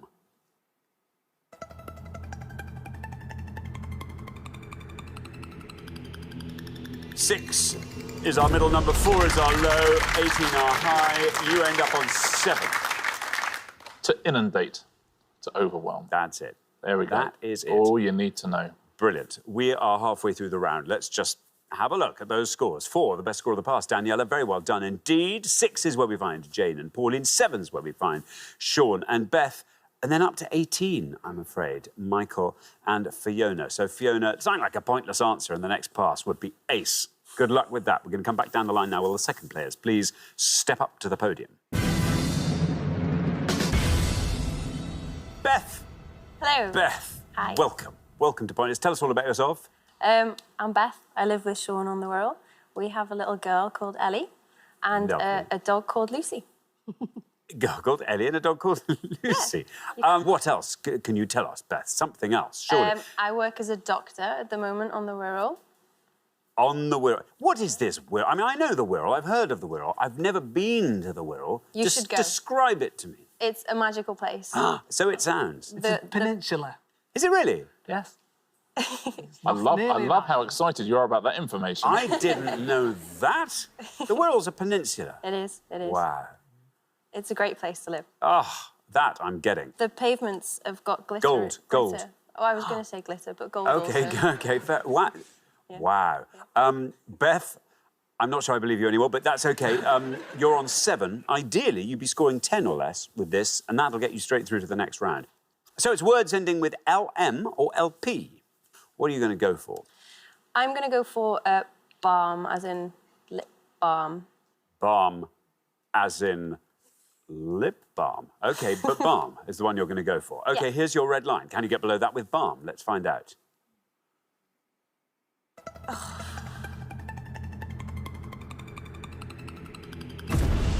36 for balm. Takes your total up to 43. A soothing liquid or cream balm. Thank you very much, Richard.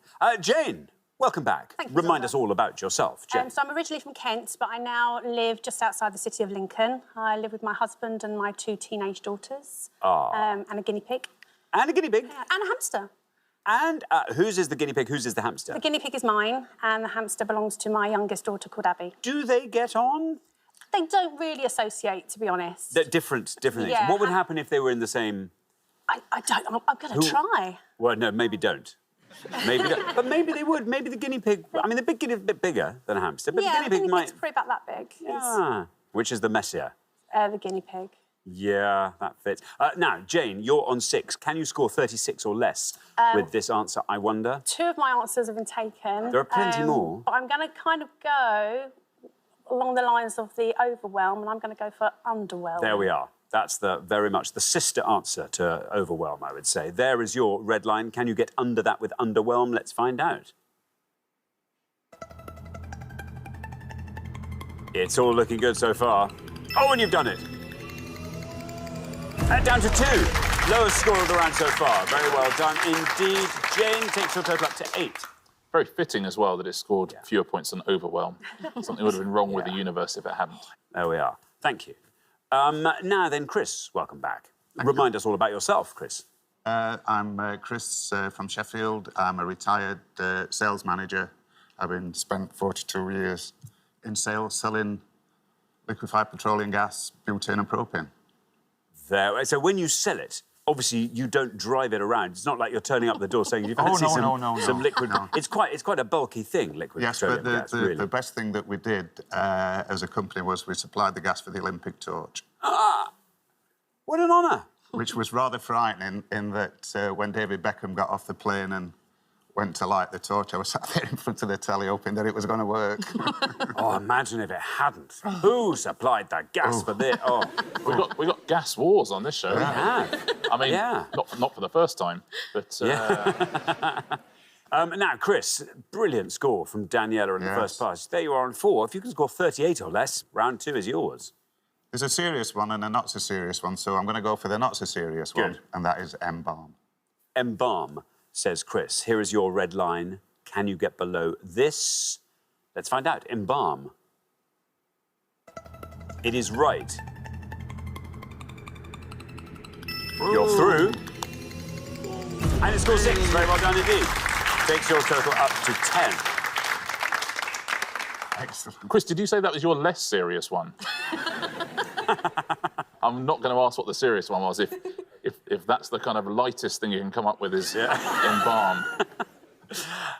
Thank you very much indeed. Richard, Fiona, welcome. Hello. Great to have you here. Tell us all about yourself, Fiona. So, obviously, I'm originally from Stockport with my dad, but at the moment I'm a psychology student at the University of York. And how is that going?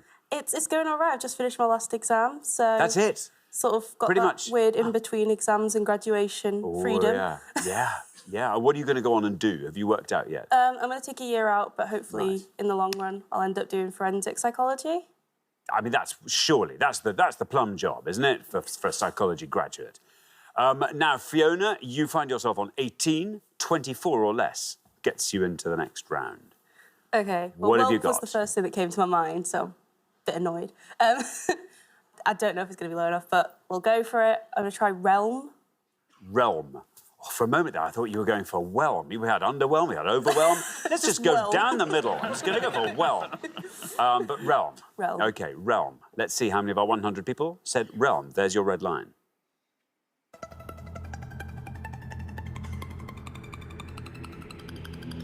You've done it. Very well done indeed. 16. Taking your total up to 34. Yeah, very well played. That's interesting, that thing we did have, overwhelm and underwhelm. I mean, you have to assume that you can whelm. And you can. It would have been a pointless answer as well if you turned Stands to reason, right? It does. It does. What would you have gone for? Oh, I've got two. Not really. One's nice, one's not nice. Uh-oh. I've got Becalm, that's the nice one. Yeah. And Napalm. Napalm would have scored you 3. And Becalm would have scored you 1. It's very good. I thought I changed my answer halfway through. Firstly, I thought you were going to be bright and say whelm. But then when someone said balm, I thought, I bet you're going to be a smart ass and say lip balm. I thought Beth should have gone for lip balm. Yeah. It would have scored you 100 points. Oh, It's right. two There words, we are. but, There we are. OK, good. Once again, I underestimate you. Now, before we go through pointless answer, I'll tell you one good pointless answer. Face palm. That's a good one, isn't it? Should we take a look at the pointless answers? Here they are. They're pretty obscure, these ones, apart from face palm. Auto helm. Biofilm is a pointless answer. Disculp. Prove someone innocent, maybe, to disculp. Yes, to absolve from blame. There you are. To absolve from blame. There's face palm. Ulm would have been a pointless answer. That's, of course, salamander.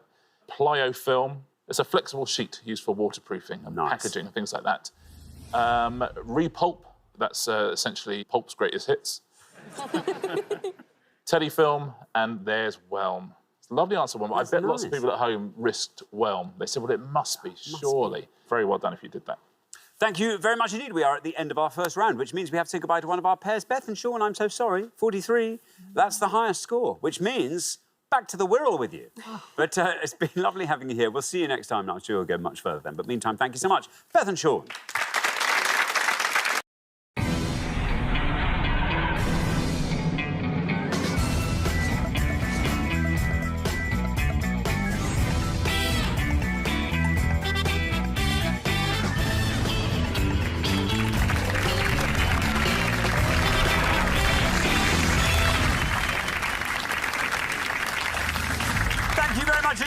Hello, I'm Alexander Armstrong, and a very warm welcome to Pointless, the show where obvious answers mean nothing and obscure answers mean everything. Let's meet today's players.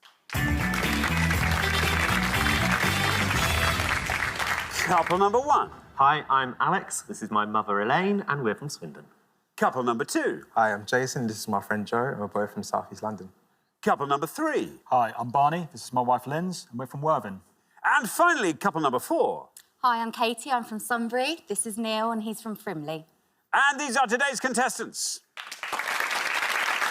Thank you very much, all of you. Lovely to have you with us. A warm welcome to Pointless. That just leaves one more person for me to introduce, here to make heads roll like we're at some kind of messed-up Henry VIII-themed bowling alley. It's my Pointless friend. It's Richard. Hiya. Hi, everybody. Good afternoon to you. And to you. Now, Jason and Joe, welcome back. Got knocked out in round 1 last time. Joined the 200 Club as well. Lovely baptism in Pointless. Barney and Linz got all the way through to the head-to-head in that last show. Yeah. And they lost to Sam and Elisa. Now, Sam started with a 100-point answer. Yeah. And it didn't look like they were even going to get out of round 1. No. But they did. They did. They then got out of round 2. Yep. They then beat Barney and Linz in that head-to-head as well to play for £12,000. Sam started the whole show with a 100-point answer. Ended it with 3 more 100-point answers. And so... There we are. Thank you. Yes, so they didn't win the jackpot, which means we're adding another £1,000 to it. So today's jackpot starts off at £13,500. There we are. Right, if everyone's ready, let's play Pointless.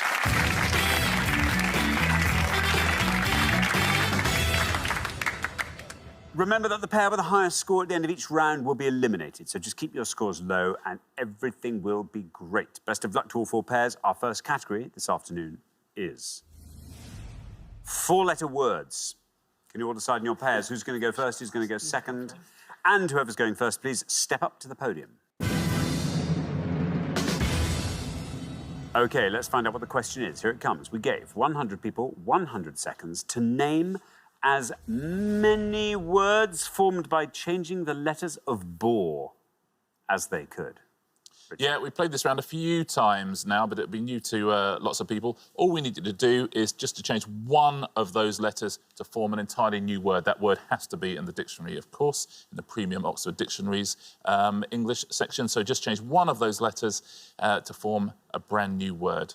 So, for example, my name, Rich, you could change the H to an E and make rice.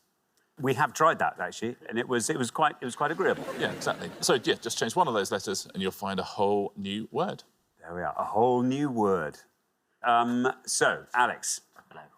Welcome to Pointers. Good to have you here. Tell us all about yourself. I run an online bookshop in Swindon, so it's a website only at the moment. That's nice. It's a nice little independent online bookshop. Yeah. So, how much of the merchandise do you have on site, or do you then order it? I have probably about 200 or 300 books on site, see. But on site is my spare room, the stock room. I was imagining this was much the thing. I see. Do you do sort of second-hand books? Do you do antiquarian books? It's still fairly new, so I'm at the moment just sticking to new titles. Okay. But we might start expanding soon. Fantastic. OK, now, Alex, what are you going to go for? We have to change one. You're completely on top of the rules here, aren't you? You understand what we need to do. Yes. I think that if you change the B to an L, you get law. Law. Let's see how many of our 100 people said law.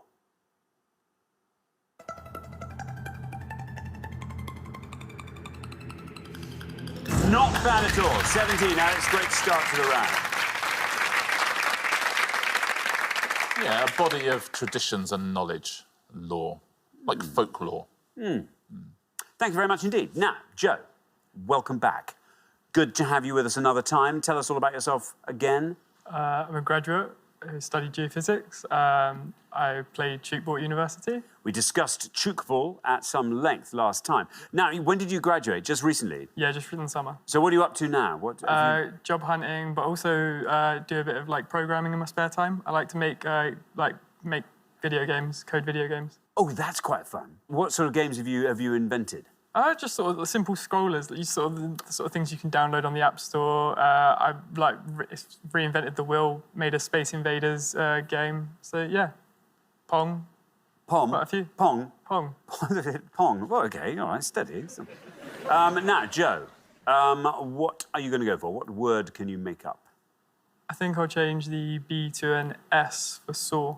OK, you are going to go for saw. Let's see how many of our 100 people said saw.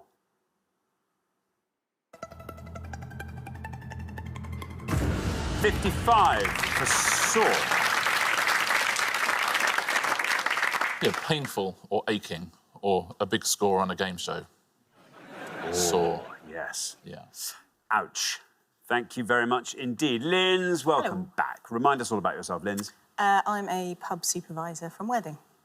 A micropub? Yes, a micropub. Supervisor. And what do you do when the pub... I mean, do you run... Generally, you're part of the running, yes, obviously. I'm there most days, Yeah. so... it's quite a small team, so everyone's involved. What time do you generally get home at the end of the... Oh, well, we do gentlemen's hours, so last orders is at 9:40. Oh, so we close really? at 10 o'clock. Oh, that's called gentleman's hours. Very nice. Very gentlemanly. Exactly. Yeah. Everyone gets an early bedtime. Oh, thank goodness for that. Now, Linz, what are you going to go for? We're looking for any word you can get from changing one of the letters of bore. OK. I am going to swap the R for a D and say bode. Ah, let's see how that bodes. How many of our 100 people said bode?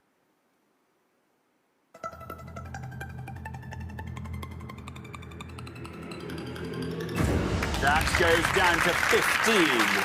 Very well done indeed. 15 for bode. Be a portent of a particular outcome to bode. And to be bodie is to be one of the professionals. That's right, yes. That's good. Thank you very much indeed, Richard. Now then, Katie. Katie, welcome to Pointers. Tell us all about yourself. So I'm Katie, and I work in the commercial department of a popular airline. When you say popular, shouldn't we be the judge of that? What's the... Is it a national carrier? It is. I wonder which nation it could be. Anyway, that's exciting.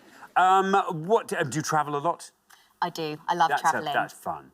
So, yes, I've just got back from Jordan, where I went to Petra and into the Wadi Rum Desert. How long, how many days of going into the airport before the fun of going to an airport wore off? well, I don't go into the airport, so it's still just as exciting. It's still exciting. OK, good. Right, now, Katie, what are you going to go for?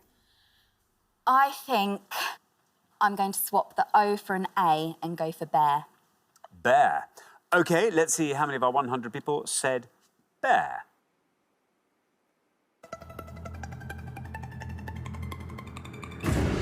Down to 45. 45 for bear.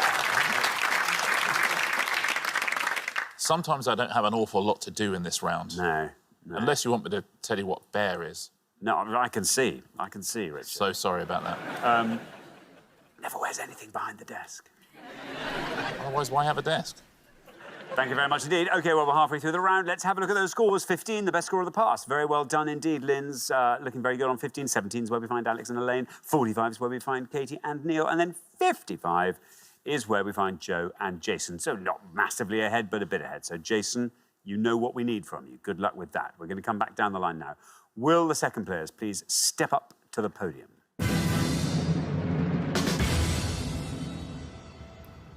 OK, now, Neil. Hello. Welcome to Pointless. Good to have you here. Thank you very And congratulations on an excellent shirt, if I may say. I try my best. Well, and I think your best is good enough on this occasion.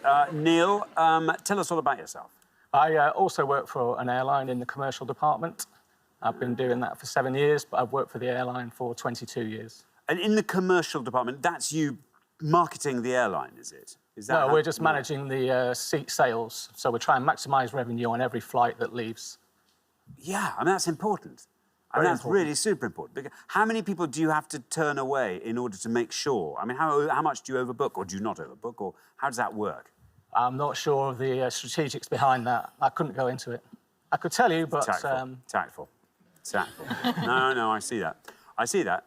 Now then, Neil, you are on 45. At this early stage of the second pass, if you could score 9 or less, you would be into the next round straight away.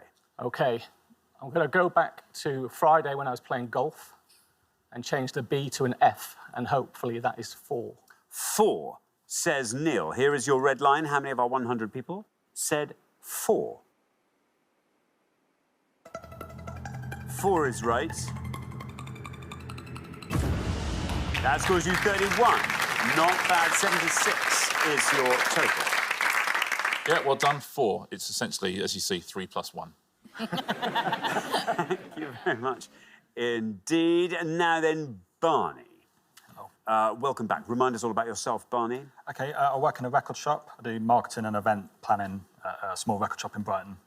Very good. And your interest, obviously, we discovered last time you were in a band. You play with the excellent Lower Slaughter. Thank you. And were you signed? Is that? Yeah, on a small label, like a small independent label. Excellent. And when I'm not doing that, I run pub quizzes.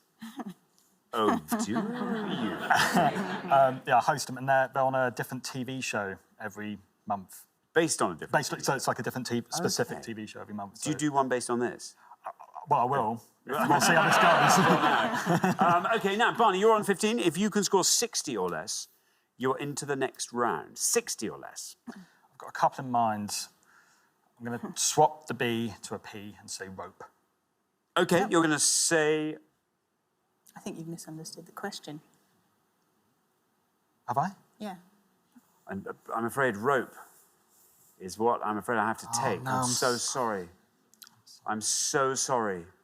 Yeah. Rope, here's your red line. Anyway, the round is not over yet. Yeah, Let's see what happens. Rope. No, I'm sorry, Barney. Sorry. Incorrect answer. Scores you 100 points. Takes your total up to 115. But the round is not yet over. And I take full responsibility for not explaining it properly, even though everyone else worked it out. Yeah. Thank you very much indeed. Now then, Jason, welcome back. Remind us all about yourself, Jason. So, yeah, I've recently graduated from university as well. I studied geology.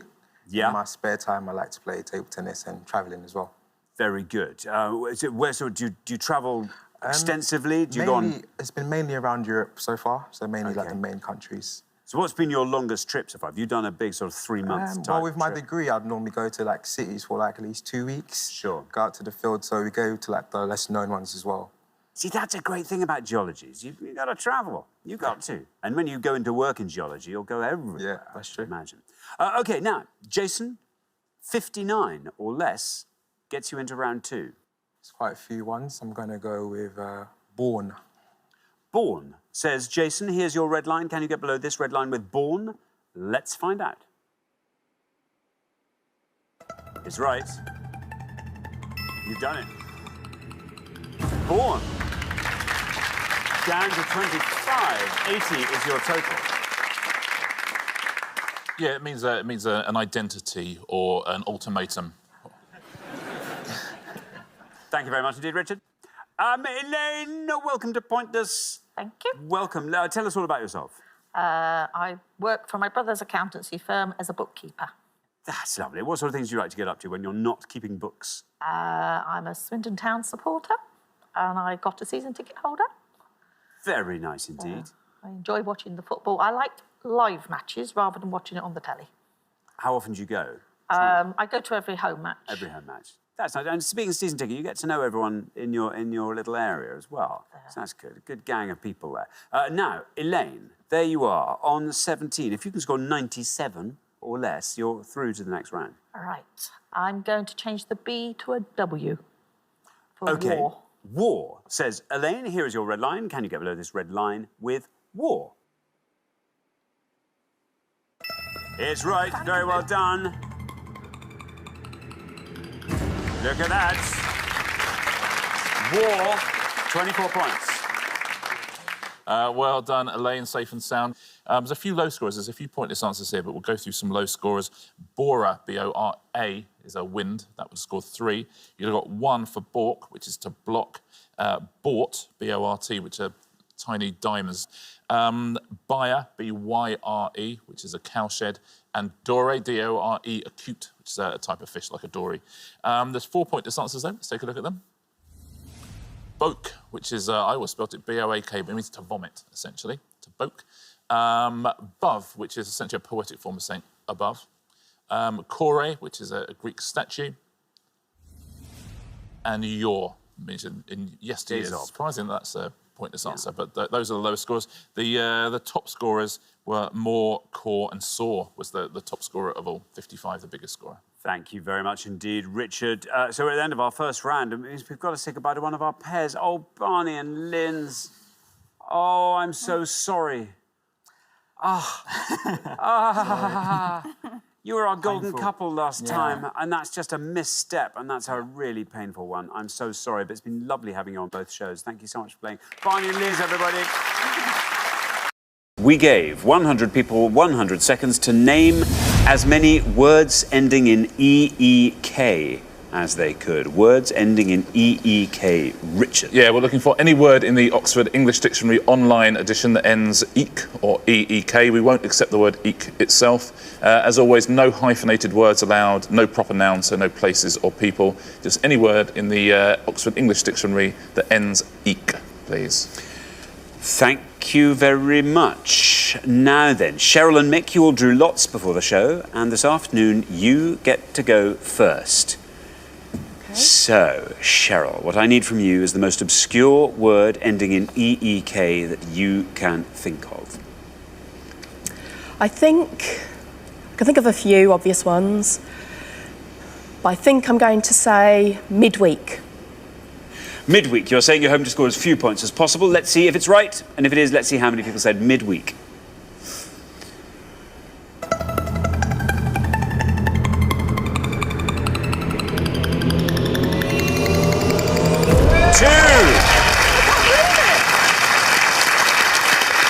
That's a brilliant answer, Cheryl. Only 2 people said that.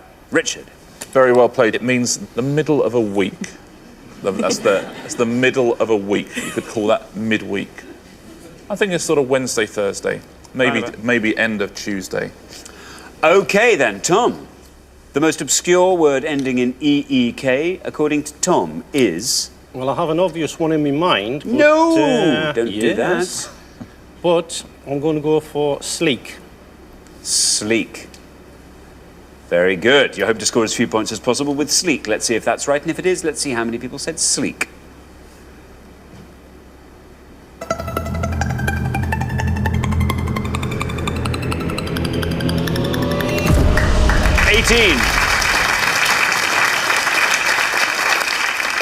18 for sleek, Richard. Yeah, good answer, Tom. It's got a couple more obscure meanings as well. It can mean a mud bank or it can mean a measure of fruit.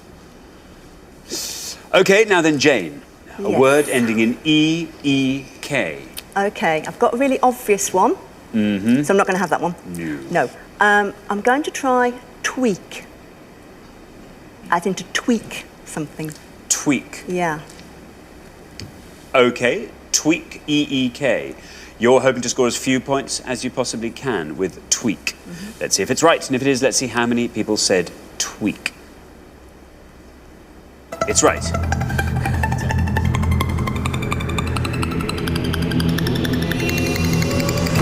Five for tweak. Very, very well done, Jane. Tweak, Richard. Yeah, and very much more commonly spelt T-W-E-A-K, but means the same thing. Very good. Now then, Ryan, we are looking for words ending in E-E-K. I've got a couple in my head. My main one's been taken.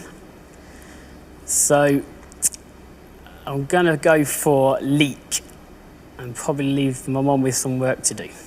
OK, leak, says Ryan. Let's see if it's right, and if it is, let's see how many people said leak. Oh, Ryan, bad luck. That was a high score, 80 for leak. Richard? Yeah, very big score. I'm guessing that sprang to your mind as well, Tom, did it, when it first came up? Yeah, exactly. You did very well to avoid it, I think. Yes. Yeah, vegetable, symbol of Wales, friend of the onion, exhibition vegetable. Sometimes as big as that in the northeast. OK, we are halfway through the round, so let's take a look at the scores as they stand. Cheryl and Mick are on 2, a lovely low score. Jane and David just up from them on 5, fantastic score. Tom and Darren on 18. Ryan and Mandy, 80. You're a long way ahead. Mandy, I hope you've got a killer word ending E-E-K that will see you through to the next round. We're going to come back down the line. Can the second players please take their places at the podium?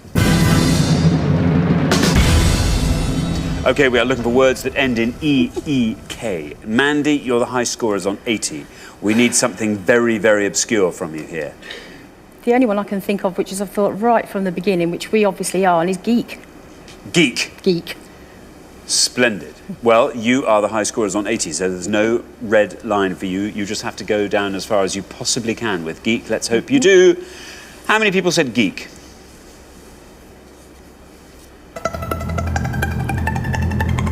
$64. Not bad, but quite a high score. I'm afraid, though, it takes you up to an incredibly high 144, which is a score no one else will be able to overtake, I'm afraid to say. Now, Jane is probably going to grimace behind my back with this next answer, but I sincerely hope that this word doesn't indicate where we are so far up the creek. Creek. It doesn't matter what you score here, you are through to the next round, come what may. But I think creek's a splendid answer. Let's see how it does. How many people said creek?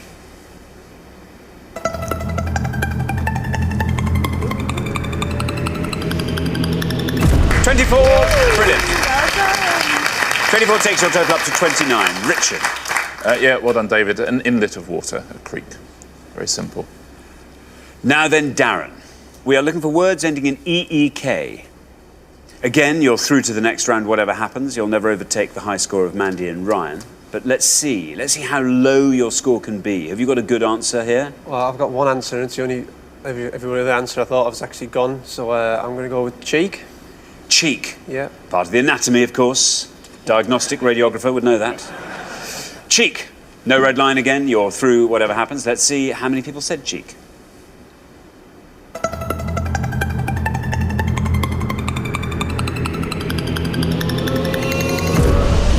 14. Not a bad score at all. That takes your total up to 32.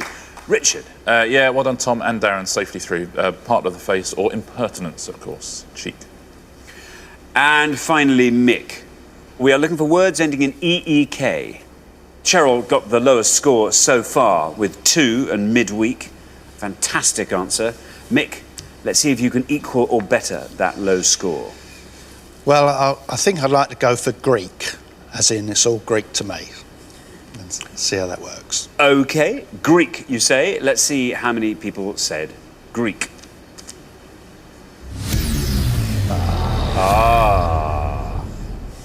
Unfortunately, that is an incorrect answer, which means you scored the maximum of 100 points. Takes your total up to 102. We will all discover why in a second. Richard. Well, proper noun, Greek, of course, pertaining to the Greek people, so with a capital. There's lots of pointless answers up there, though, actually. Let's take a look at a few of them, see how well you did at home. Clique is a large hook, can also be a type of golf club. Cyber geek. If you'd said cyber geek instead of geek, you'd be through to the next round. Venue Greek, which often you get in lots of recipes, was a pointless answer. Gleek, which is a 16th century card game. House leek, which is a house plant. Overseek, to seek too much. Pink cheek, which is an Australian. Red mullet, reseek, to seek again. And unmeek, which is opposite of meek. Well, thank you very much, Richard. What about the high scores? These are the biggest ones. These are the ones that most of our 100 people said. We've seen a couple of them already. There's leek on 80, which we already had from Ryan. Meek, see 84. And seek right at the top on 85. There's all sorts of overseek, unseek, aseek type words as well, which are on that pointless list. Well, thank you very much, Richard. So, at the end of round one, the losing pair with the highest score, it's Mandy and Ryan. Dear, oh dear, oh dear. But it's been brilliant having you on the show, Mandy and Ryan. I'm sorry we have to say goodbye to you now. We will see you next time when I hope we'll see much, much more of you. But meanwhile, thanks so much for playing. Thank you. We gave 100 people 100 seconds to name as many words ending in ARM as they could. Words ending in ARM. What a very pleasing constellation of letters there, Richard. Yeah, we're looking for any word in the Oxford English Dictionary online edition that ends in the letters ARM. Hyphenated words won't count, and proper nouns, people's names, places, they won't count either. And we won't accept the word arm, I'm afraid. Just in case anyone was thinking of saying that. Thank you very much, Richard. Now then, Mary and Sophie, you all drew lots before the show. And this afternoon, you get to go first. So, Mary, we are looking for words that end in ARM. Well, I'm racking my brain to think of something as obscure as possible, but the best I can come up with is disarm. Disarm, says Mary. Let's see if it's right. And if it is, let's see how many people said disarm. It's right. 32. Nothing wrong with that. 32 for disarm. Richard. Yeah, well played, Mary. Fairly safe start. Disarm. It's a way of telling a doctor which arm is hurting.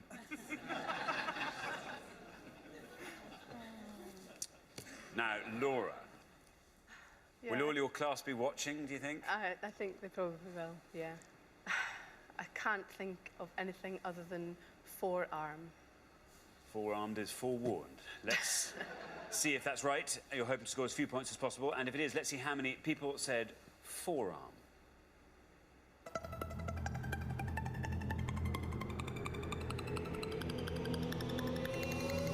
Very well done. That's a great score, Laura. Very good. 10 for forearm. Yeah, well played, Laura. It's a very good answer. Forearm. Okay. The forearm. It's the part between the elbow and the wrist. Paul. Hello. Paul, hello. What word ending in ARM are you going to give me? I'm going to go with alarm. Alarm. OK, alarm. You're hoping to score as few points as possible. Let's see if alarm's right, and if it is, let's see how many people said it. It's right. 65. Ooh, 65 for alarm. Yeah, pretty big score. A warning sound, obviously meant to convey an imminent threat. Now then, Niall. Remember, we're looking for words that end in ARM. I'm tossing up between two, and I'm going to go with underarm. Underarm. The other one is overarm, as you might have Very guessed. good. Underarm, which in fact features in my name. Alex Underarm Strong. You're hoping to score as few points as possible. Let's see if underarm is right, and if it is, let's see how many people said underarm.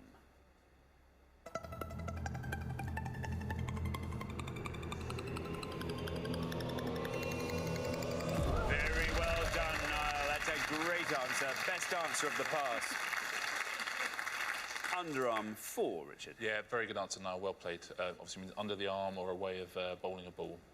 Splendid. Well, we're halfway through the round, so let's take a look at the scores as they stand. Niall and Austin looking very, very strong there with a lovely score of 4. Then up to 10, where we find Laura and Naomi. Then up to 32, where Mary and Sophie currently reside. And then up to 65. Paul, that was quite a high-scoring answer, wasn't it? So, Jean, you're going to have to find a brilliantly low-scoring answer on the next pass if we're to see you after the end of this round. Right, we're going to come back down the line. Can the second players please take their places at the podium? OK, remember, we are looking for words ending in ARM. Now, Austin. Yes. The high scorers are Jean and Paul on 65, which means if you can score 60 or less, you are definitely through to the next round. OK. There's a word I have in mind, but I can't be sure, first of all, whether it's a word, and second of all, it might be hyphenated, so I might have to go for something slightly safer. So I'm going to use my charm and say charm. You're going to say charm. Well, here is your red line. If charm gets you below that red line, it will get you anywhere. OK, let's see. Charm. Is it right? And if it is right, how many people said charm? It's done it. Very well done. 55. 55 takes your total up to 59. Richard? Yeah, well done, Austin. A trait that exerts an attractive influence or a spell. Charm. Now then, Jean and Paul. You're the high scorers. You have to score as low as you possibly can with this answer. I know. I'm toying with something which might be dialect, or it might be half of something else. Or I might just have imagined that it exists at all. I'm not quite sure. I've not got any other answers, so I'm going to try balm. As in balmy? No, balm cake. Balm, as in balmy. balm cake. Oh, balmy, but balm cake I prefer. Paul's right behind you, Jean. You're saying balm. No red line for you, obviously, because you are the high scorers. Let's see if balm's right, though, and if it is, let's see how many people said it. It's right. Very well said, Jean. It's right. 17. 17 for balm takes your total up to 82. Richard? Yeah, balm, as in balm cakes. It's the fermentation process, actually, that makes bread. Now then, Naomi. The high scorers are still Jean and Paul, now on 82. You're on 10, which means if you can score 71 or less, you're through to the next round. I'm struggling to think of anything very clever, so I'm going to go with what I hope is a safe answer and go with warm. Very good. You're hoping the orm pronunciation might put people off its scent. That's the logic. OK, well, there's your red line. That's what 71 looks like. And if you can get below that red line, you are through to the next round. Let's see if warm gets you down there. Warm. That's right. And you are through. Still going down. Look at that. 46. 46 takes your total up to 56.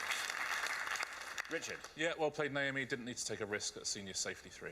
So it's a real bit of luck there for Jean and Paul. Paul got away with his alarm. Funnily enough, if you'd said unalarm or disalarm, you would have got a pointless answer. Both pointless. Let's take a look at some more pointless answers, though.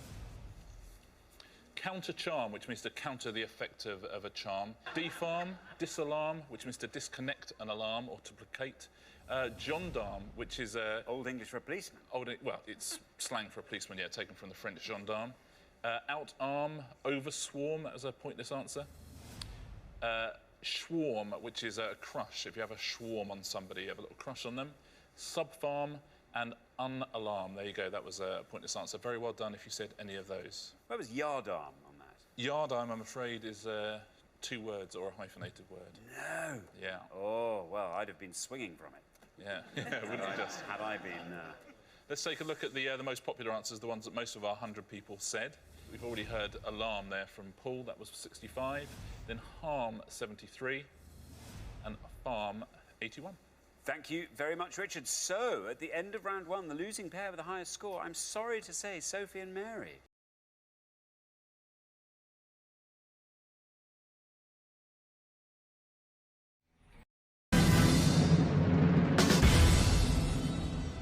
OK, and the question concerns words made from Richard Osman. Words made from Richard Osman. I didn't write it, I promise, yes. Essentially, I do another show called House of Games. I don't know if you've ever seen it. And on that, we make clues out of the contestants' names, and that's what we've done with my name here. So 7 clues on each board, and the answers will be somewhere in the letters of the name Richard Osman. We'll give you the first letter for each one as well. But what are the answers to these 7 clues? 14 in all to have a go at home. And I'm looking forward to seeing what's in my name. What's in there? Yeah. Yeah. OK, well, let's reveal our first board of 7 clues. Here they come. A rower, especially as a member of a rowing team. O. Informal term for the way in which a person styles the top of their head. H. Grimly mocking or cynical. S. Small rectangular wind instrument, also called a mouth organ. H. Pasta in the shape of curved, narrow tubes, often cooked with cheese. M. 3-dimensional models depicting a scene against a background, sometimes in miniature form. D. And of a rich, deep red colour, almost purple. C. I'll read those all again. A rower, especially as a member of a rowing team. Informal term for the way in which a person styles the top of their head. Grimly mocking or cynical. Small rectangular wind instrument, also called a mouth organ. Pasta in the shape of curved, narrow tubes, often cooked with cheese. 3-dimensional models depicting a scene against a background, sometimes in miniature form. And of a rich, deep red colour, almost purple. Almost the colour of your... one of the many colours of your shirt, Matthew. Thank you. Oh, I'm so glad you didn't let us down on your reappearance on the show. Matthew, remind us all about yourself. I'm a water leakage engineer from West Yorkshire, and in my free time I like to do a bit of travelling. You know, you talked about someone bringing in some chutneys on the last show. Yeah. That was Matthew, I think. It was Matthew. It's not just water leakage. No, it's not just... Also, no. chutneys. Fiji and Chutneys. water. Do you make the chutneys? It's my sister who makes it. Amazing. Yeah, all by hand. Ah. I don't know how else you make a chutney. What else are you going to use? Combine harvester? Depends what volume you're making, I guess. suppose so. Yeah. Matthew. Yes. Can you find the answers to these clues from the words Richard Osman? Well, grimly mocking or cynical about someone's shirts could be described maybe as sardonic. Sardonic. Sardonic. Sardonic. Let's see how many of our 100 people said that. It is right, Matthew. And it's a brilliant answer. Look at that. Well done, Matthew. Off to a flying start. No more of this 200 Club nonsense from Podium 1, let me tell you. 2 for sardonic. That's a very good answer on Podium 1. Well played. It comes from Sardinia. There was a plant in Sardinia which makes your face sort of look like it's convulsed in kind of laughter. Is it very bitter? You go... I think it must be. I think it must... Yes. Yeah, I know that. I think it must be. How Sardonic. It's a good thing to have in your name. Yeah. And there's more. Yeah, There's I more. see that. Yeah. I see that. That's just the beginning. How multi-purpose. I'm looking forward to when we do this round on your name. Oh, yes. Bet they'll be doing that. I imagine so. I'm going to come up with some words in your name. I bet you are. Natasha. Hi. It's lovely to have you here. Tell us all about yourself, Natasha. Yeah, so I'm from Manchester and I work as a specialist support worker for a local charity. Excellent. And what do you like getting up to? What would be the most fun thing for you? Oh, I love singing and dancing, but I'm part of a local community gospel choir. How big is it? It's probably 50 plus. Yeah, 50 plus. Yeah. What an amazing sound that must be. Yeah, it's amazing. It's, beautiful sound. Wonderful. Natasha, we're going to turn to Richard Osman. Hello, Richard. What are you going to go for? I think I'm going to go for the bottom one, crimson. Crimson. OK, crimson, says Natasha. Let's see how many of our 100 people said crimson. Crimson is right. 2 is the only score we have so far. 49 is what we get for crimson. Yeah, that's in there as well. It's good to know, isn't it? It's nice. Thank you very much indeed, Richard. Philippa, you are welcome here Thank at you very Pointers. much. Here from Devices. Indeed. Tell us all about yourself, Philippa. I'm a retired civil servant, but not a spy. OK, good. Glad we cleared that up. Thank you. That's what a spy would say, of course. But, yeah. In my spare time, I do lots of things in Devices.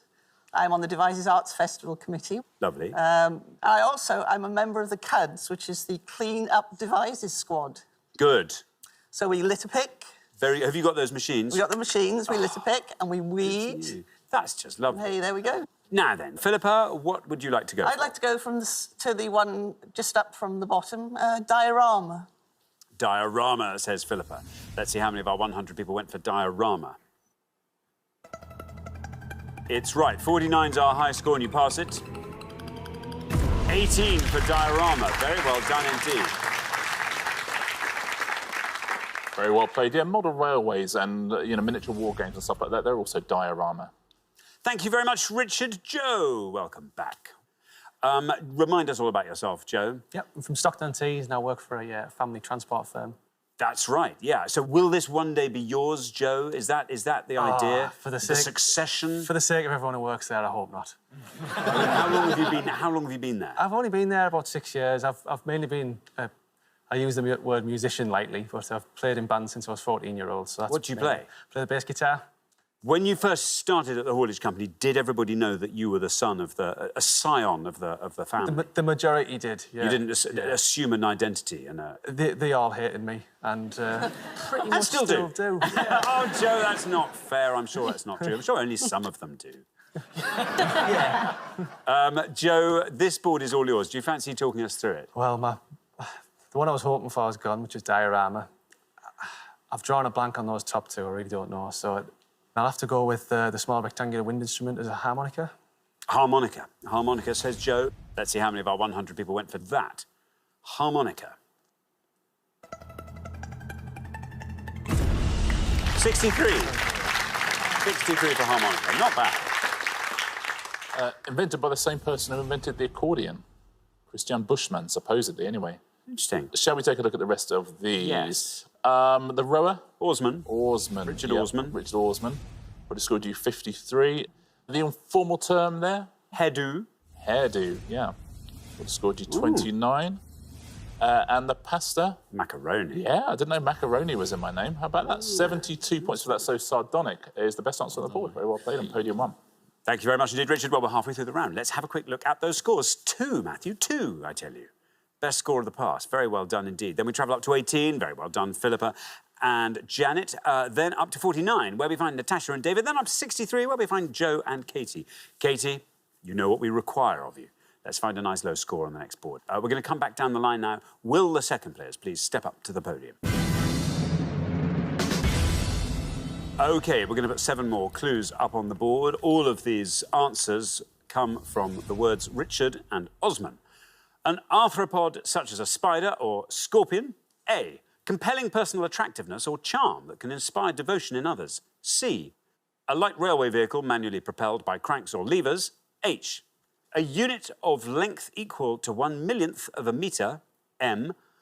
Former monetary unit of Greece replaced in 2002 by the euro. D. Loss of the sense of smell, either total or partial. A.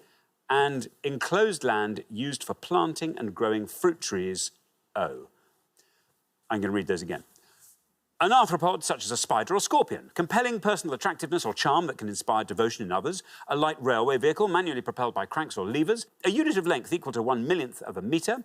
Former monetary unit of Greece, replaced in 2002 by the euro.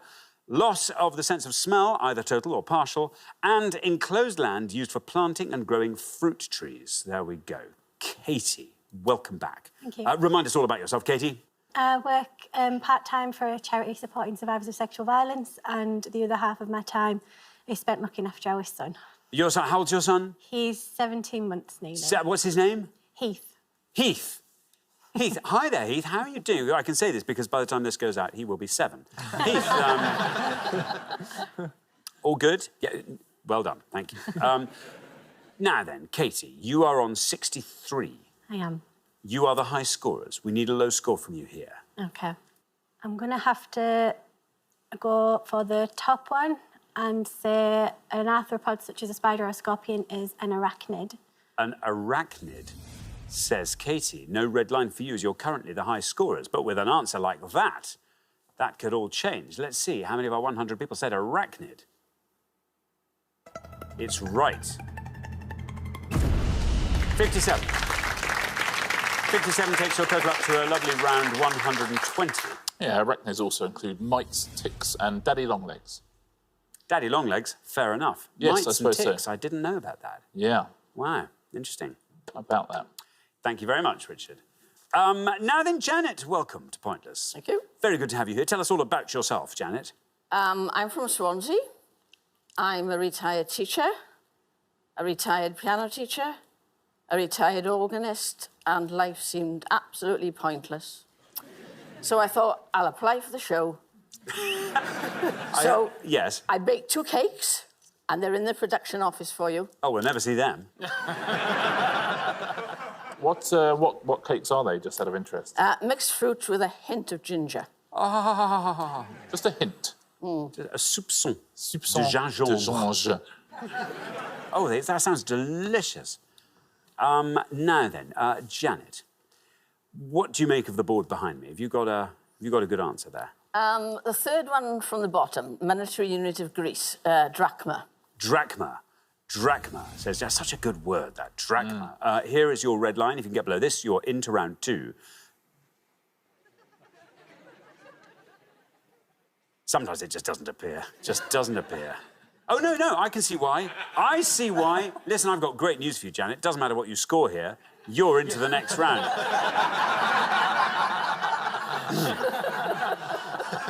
I think I got away with that. Let's see how many of our 100 people said drachma. It's right. There we are, 53. Very well done. Taking your total up to 71. Beautifully played, very well done. It's one of the first ever coins, the drachma, and it comes from, it had the monetary value of a handful of arrows, essentially, and its name comes from the Greek to grasp. Yeah. Thank you. Now, David, welcome.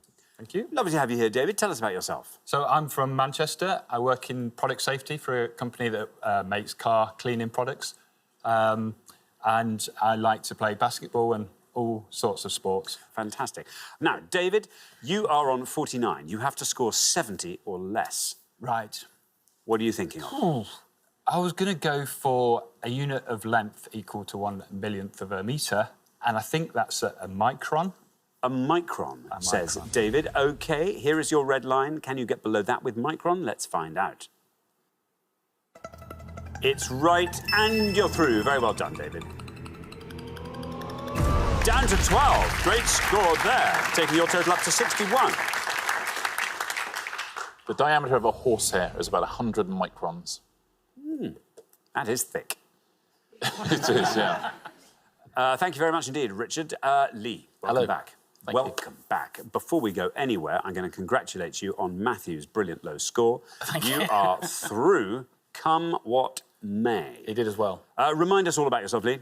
I own a company, an IT support company based in Biggleswade in Bedfordshire, and I'm also the chair of the local scout group. As chair of the local scout group, are you obliged to wear shorts? Not obliged, but I do.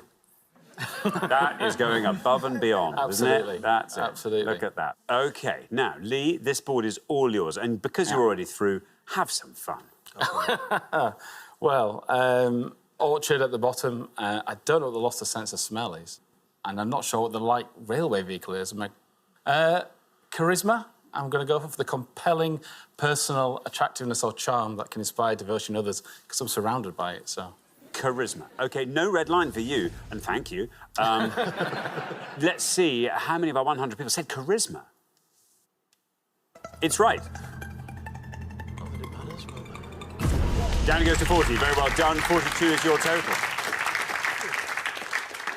We knew we'd see more of Lee and Matthew on today's show, didn't we? I'm sort of glad that round is over. I felt strangely self-conscious the whole way through.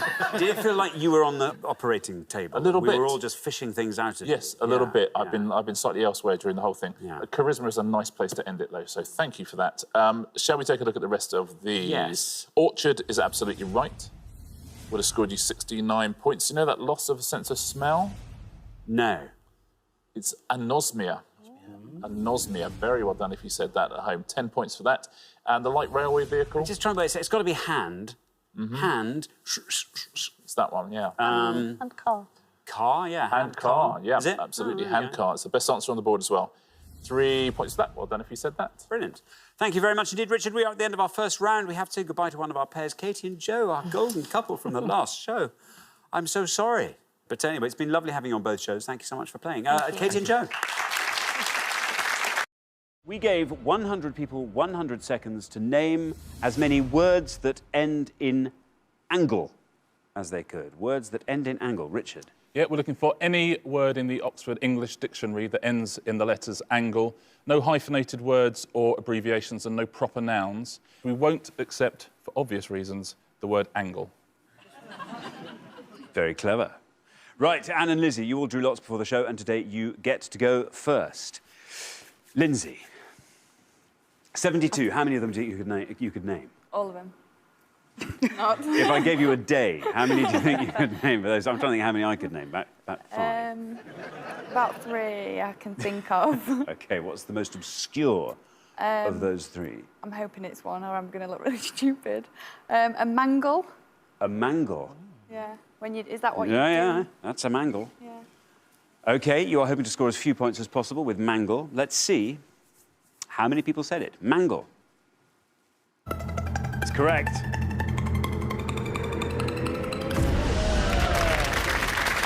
"45" people said mangle, scores you 45. Richard. It's not really in use much these days. Mangle can mean to mispronounce words as well. It can mean to cut up and hack and all sorts of things, or a machine for squeezing water out of linen. Stephen. Now, I'm going to go for wangle. Wangle. With a W at the beginning. Very good. Wangle with a W. Wangle. Yeah, how do you define wangle? Is it even a word? Well, if it's a word, exactly. Yeah. Astrid, entirely confident. Do you mean wangle? Is that the one you wanted to say, Stephen? I think, I think could be a low scorer, if it's a word. OK, you're hoping to score as few points as possible. Let's see how many people said wangle. It's good.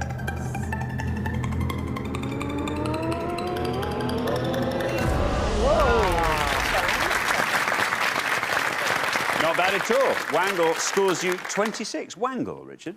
Yes, it says here something dishonestly contrived or manipulated, but we usually take it to mean to get something under false usually pretenses. Tickets, isn't it? Or, yeah. You wangled some tickets. Yeah, I wangled some tickets. What else do you wangle? You shouldn't. When you say wangle too often, it loses all its meaning. No, not for me, it doesn't. Don't say wangle too often. Plenty of mint left in that gum for me. Wangle.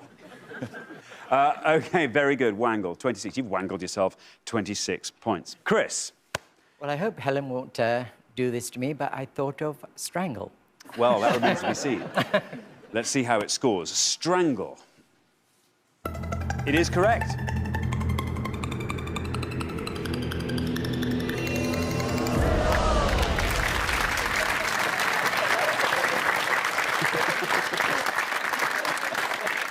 Strangle. It scored less than wangle. It doesn't seem to make sense at all. Strangle. 15 people said it. Scores you 15. Richard. I know, surprisingly small score for strangle, but you get more years in prison for strangling than wangling, I think. Depends which country you're in, Richard. That is true enough. There are certain states in America where wangling still carries the big one. OK, Chris, well done. 15 points to you. Andy. Words ending in angle. Right. Not sure about this one, but we'll go for wrangle. Wrangle, which is wangle with an R. Yes. Wangle with an R. That sounds good. It's wangle with an R. I know. Gives you a chance to say wangle a few more times. Yeah, exactly. Well. Wangle. Still meaning something to me. Strangle scored only 15. Let's see how wrangle does. Wrangle. It's correct.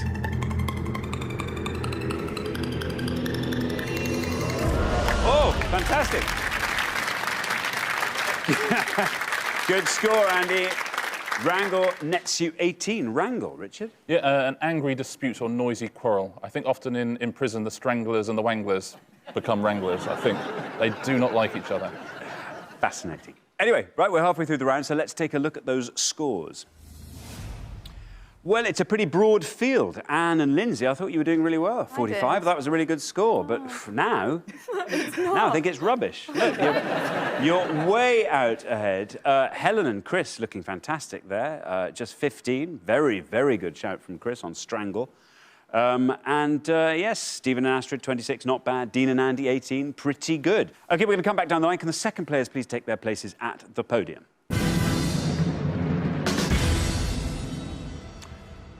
OK, we are looking for words that end in angle. Dean, didn't Andy do well? He did very well. I'm hoping it kind of gives me a bit of a scope now so that if I do badly, we'll be OK. The high scorers are Anne and Lindsay on 45. You want to be scoring 26 or less with this angle, just to avoid becoming the high scorers. Obviously, everyone else has got to answer first. But is words a subject you're comfortable with? Well, I talk a lot, so... Good answer. Very good indeed. What are your hobbies, Steve? What are my hobbies? I have lots of different hobbies, but I'm kind of training to be a medium at the moment. No. Yes. Are you really? Yeah. Well, your spirit guide wasn't necessarily with you last time. Maybe I'm not as good as I thought then. I feel bad now, because like I've dissed them. I've dissed your spirit guide. Don't know what they're going to do to me. They're going to come and haunt you forever. Oh, good. Look forward to that. Anyway, 26 is what we want. A score of 26 or less. I'm kind of going to go for an obvious one, I think, but I'm hoping that because it's obvious, people won't think of it. Possibly. I like that. Hide in the house. That's the last place they'll look. I'm going to just go for dangle. You're going to go for dangle? Yeah. There's your red line. You come in below that red line, you are through to the next round. Let's hope you do. Let's see how many people said dangle.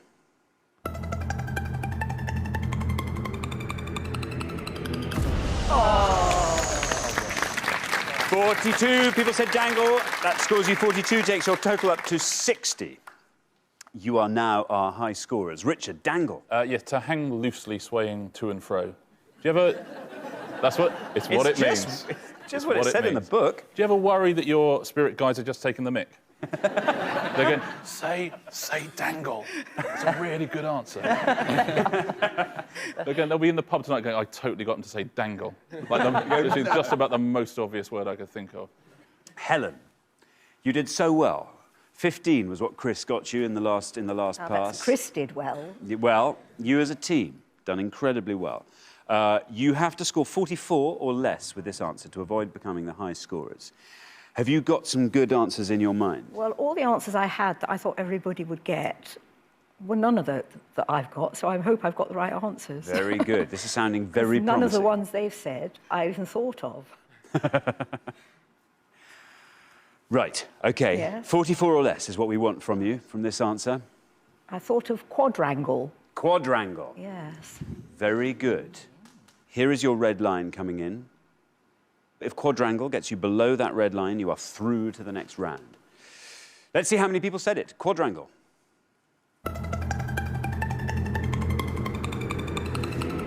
It's good! Very well done.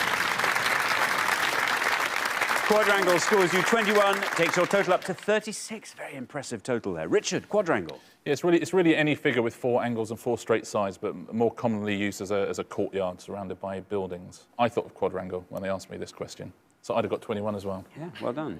Yeah. Good, My spirit guide said, "Do you know what? I was brutally murdered in a quadrangle. You can have that." Wow, your spirit guide's probably been on Spectre Morse. It's amazing. Excellent. Astrid, you are currently on 26. You have to score 33 to avoid becoming the high scorers. Have you got loads of good words ending in angle? No. Unfortunately, quadrangle was the one. The one. Mm-hmm. So the only other one I can really think of that hasn't been done is a bit obvious, but I'm going to go for entangle. Entangle? You see, that's taken us on in a bit of a new direction there. I like that. Very good. Entangle. Here's your red line. Below that, entangle sees you through to the next round. Let's see how many people said it. Entangle.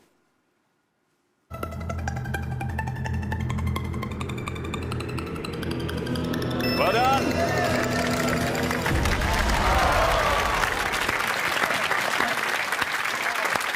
Very, very good indeed. Entangle scored you 2. Good answer. Gives you a total of 28. Yeah, very good answer. I mean, I'm not going to tell you what entangle means, you know, roughly. It takes a long time. It's one of those words, you know what it means, but it takes a long time to describe. Well, nearly as long as explaining why you're not going to tell us what it means. Very good. A brilliant total score there, 28. Very nice and low. Anne, Your turn eventually. Have you had millions of ideas and you've just heard everybody say all the words you had? Yeah, and the quadrangle one was mine as well. So if they've asked 100 in here, we'd have all gone for that. Right, I've got a few left. I'm going to tell you what you have to get, though. You have to score 14 or less. Otherwise, you will overtake Dean and Andy, and you will be the high scorers, and you'll be leaving us at the end of this round. That can't happen. Please do badly. Very gracious of you there, Dean. OK, so... It's probably is far too obvious, but the best one I can think of is spangle. OK, spangle. Here's your red line coming in. It's quite low, I'm afraid. Spangle has to get you below that red line. Let's see if it does. Let's see how many people said spangle.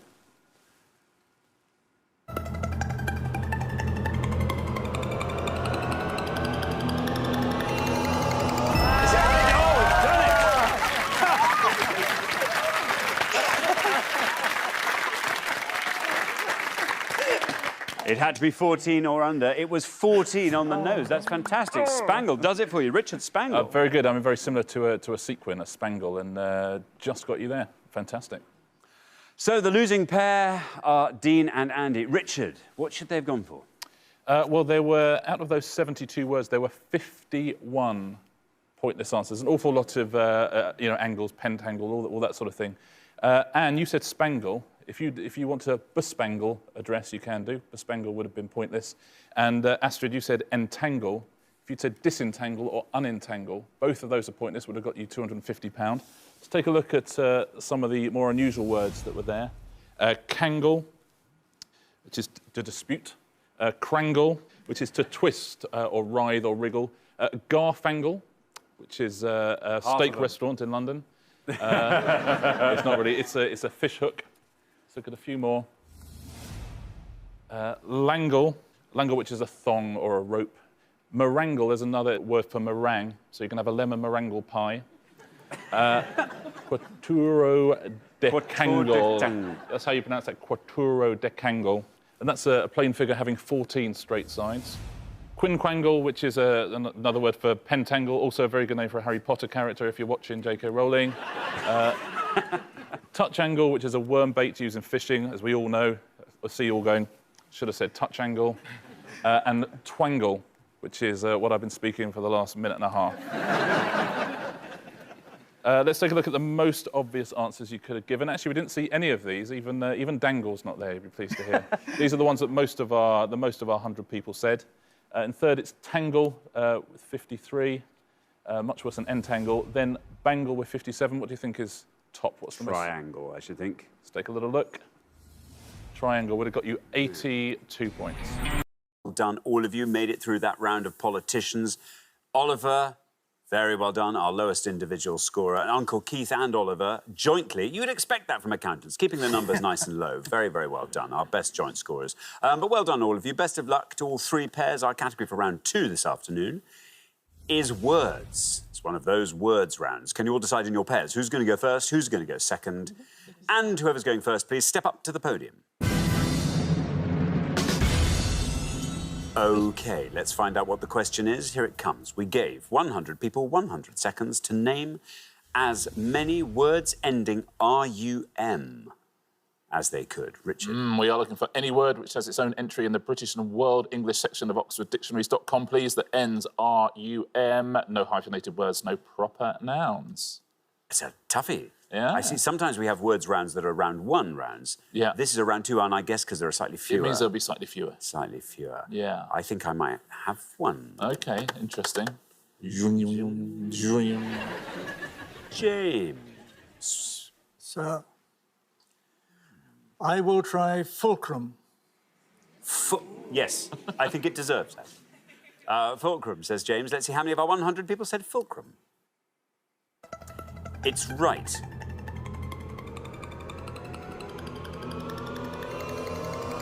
Danny goes to 9. Very well done indeed, James. Good start to the round. Well played, James. Tough on that first podium in those words rounds, isn't it? Yeah, fulcrum. It's like a kind of pivot. Yeah. That sort of thing, isn't exactly. I never know quite what the difference is between a fulcrum and a pivot. No. I might look it up. Yeah. I wish this computer worked sometimes. Oliver, what are you going to go for? because I've seen a lot of meetings. I'm going to go with quorum. Quorum. Yeah. OK, let's see how many of our 100 people said quorum. It's right. 9 is the only score we have at the moment. 6, the quorum.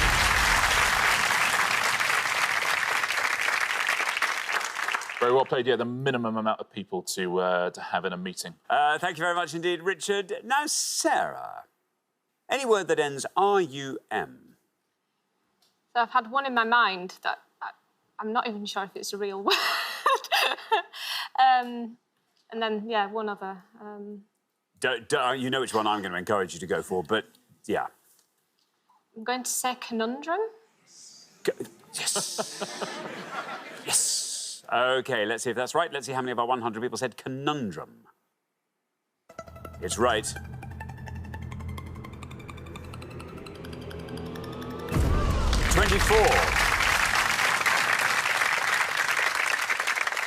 A confusing or difficult problem. You know when they do those pointless bloopers shows, sometimes those compilations which they show on Saturday nights, which everyone seems to love. They like them. Yeah. And they are fun. No one more than us. We enjoyed it. My absolute favourite bit is when you said, "Hi, I'm Alexander Armstrong, welcome to Countdown." That must have been the end of a long day, right? I think it was. Thank you very much indeed. Well, we're halfway through the round. Let's have a look at those scores. 6, the best score of the past. Once again, Oliver, getting to be a habit. Then up to 9, while we find James and Joanna, and then up to Sarah and Eleanor on 24. OK, so, Eleanor, you're a little bit ahead there. We need a nice, obscure word ending R-U-M from you. Very best of luck. We're going to come back down the line now. Will the second players please step up to the podium? OK, Eleanor. Words ending R-U-M. You're the high scorers at the moment. I'm terrible at these rounds, as my husband will attest to. I've sort of got two in my head. One might be 2 words, might be 1, and the other one might be completely made up. But I need a low score, so I'm going to go for the one that might be completely made up and say laborum. Laborum. Exactly. Let's see. Laborum. No red line. You're the high scorers. How many people said laborum, and is it right?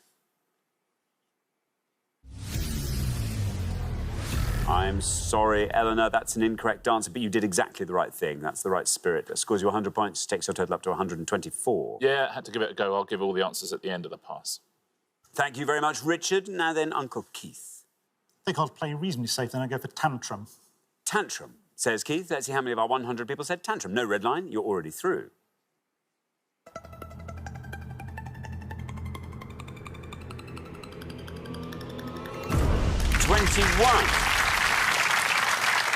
Taking your total up to 27. An uncontrolled outburst of anger or frustration. Toddlers, we're often told, have tantrums. Toddlers and US presidents tend to be the main people. Thank you very much indeed. OK, now, Joanna. So it's words ending R-U-M. You're through to the next round. Doesn't matter what you score here. Takes a bit of pressure off, but I bet you've got a good answer. Well, I have a couple. How about strum? Strum. Like guitarists are wont to do. OK, let's find out. Strum. No red line for you. You're already through. How many people said strum?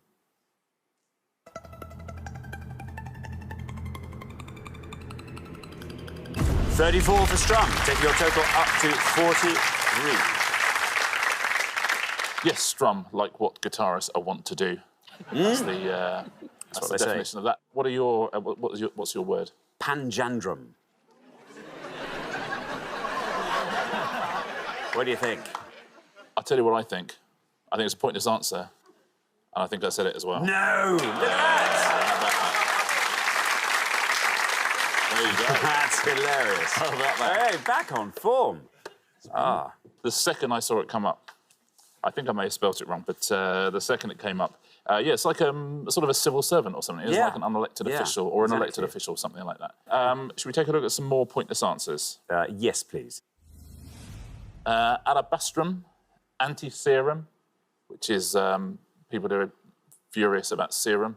Candelabrum, of course. Candelabrum is the singular of candelabra. There you go. Epicentrum, lustrum, natrum, that's something you get in homeopathy. Nostrum, sepulchrum, and sistrum. Should we take a look at the top 3 scorers, the ones that most of our 100 people said?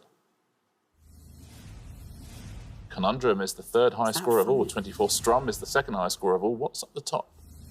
Drum. There it is. With Way 83. up the top. Drum, Strum, Conundrum, the title of my new album. Thank you very much indeed, Richard. Well, we are at the end of our second round, which means we have to say goodbye to another of our pairs. I'm sorry, Eleanor and Sarah, our returning pair. We have to send you back to your auditing, I'm sorry, and your marathon running. But it's been lovely having you on. Thank you so much for playing. Eleanor and Sarah. We gave 100 people 100 seconds to name as many words ending in INCH as they could. INCH, Richard. Yeah, we're looking for any word in the Oxford English Dictionary online edition that ends INCH. As always, no hyphenated words or proper nouns, places or people's names. We won't accept the word inch itself, I'm afraid. And in case of doubt, occasionally we might ask you to spell the answer that you've given. Very, very best of luck. OK, thank you very much indeed. Right, Kat and Gemma, you all drew lots before the show, and this afternoon you get to go first. Remember, we are looking for words ending in INCH. I'm going to have to try and go with something that I know is safe and hope that Kat's got a bit of time to think about it and think of an absolute belter, basically. So I'm going to go with cinch. That's so weird. It's exactly what I was thinking of. Cinch. Let's see, you're hoping to score as few points as possible. Let's see if cinch is a correct answer, and if it is, let's see how many people said cinch. It's right. 34. Not bad. 34 for cinch. Richard? Yeah, well played, Gemma. Something's a cinch. Simple, easy. It's a cinch. Very good. Tim? I'll say bullfinch. Like the way you're thinking there, Tim. Bullfinch. Let's see if that's right, and if it is, let's see how many people said bullfinch. 4.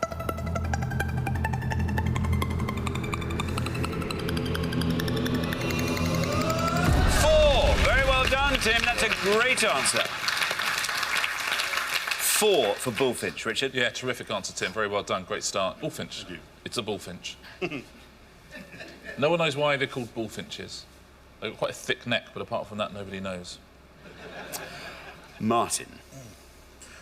I'm going to stay in a similar area and go with chaffinch. I see quite a lot of birds coming up, Richard. Chaffinch, says Martin. Let's see if that's right. You hope to score as few points as possible. How many people said chaffinch? He's right.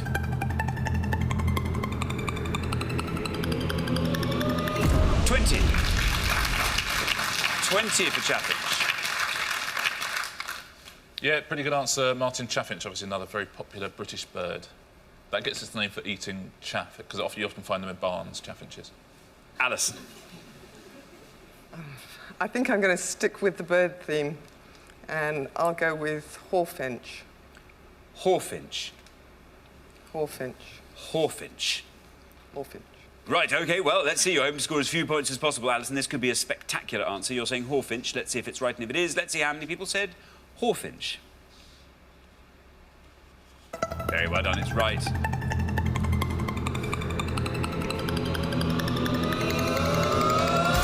it's pointless. That's an excellent answer. Very well done, Alison. It adds £250 to today's jackpot, takes the total up to £10,500, and it scores you nothing. That's a great answer, Alison. Very well done. Richard? Yeah, brilliant answer, Alison. Very well played. If you ask a Cockney what a hawfinch is, he'll say it's about that. Now then, we're halfway through the round, so let's take a look at the scores as they stand. Alison and Min, you are on nothing. Fantastic score. Tim, who introduced us to this bird line, well done, thank you. You scored 4 for that, a great score. Then we go up to 20, where we find Martin and Marco. Then up to 34, where we find Gemma and Kat. So, Kat, we need an absolutely genius answer from you on the next pass. We're going to come back down the line. Can the second players please take their places at the podium? OK, so remember, we are looking for words ending in I-N-C-H. Min, the high scorers are Kat and Gemma on 34. If you can score 33 or less, you are through to the next round. Well, given that Alison was so brilliant, I think I've got the leeway to play it quite safe. So I'm going to say winch. There is a red line. Below that red line, through to the next round. Let's see if winch is right and how many people said it. It's right. 44.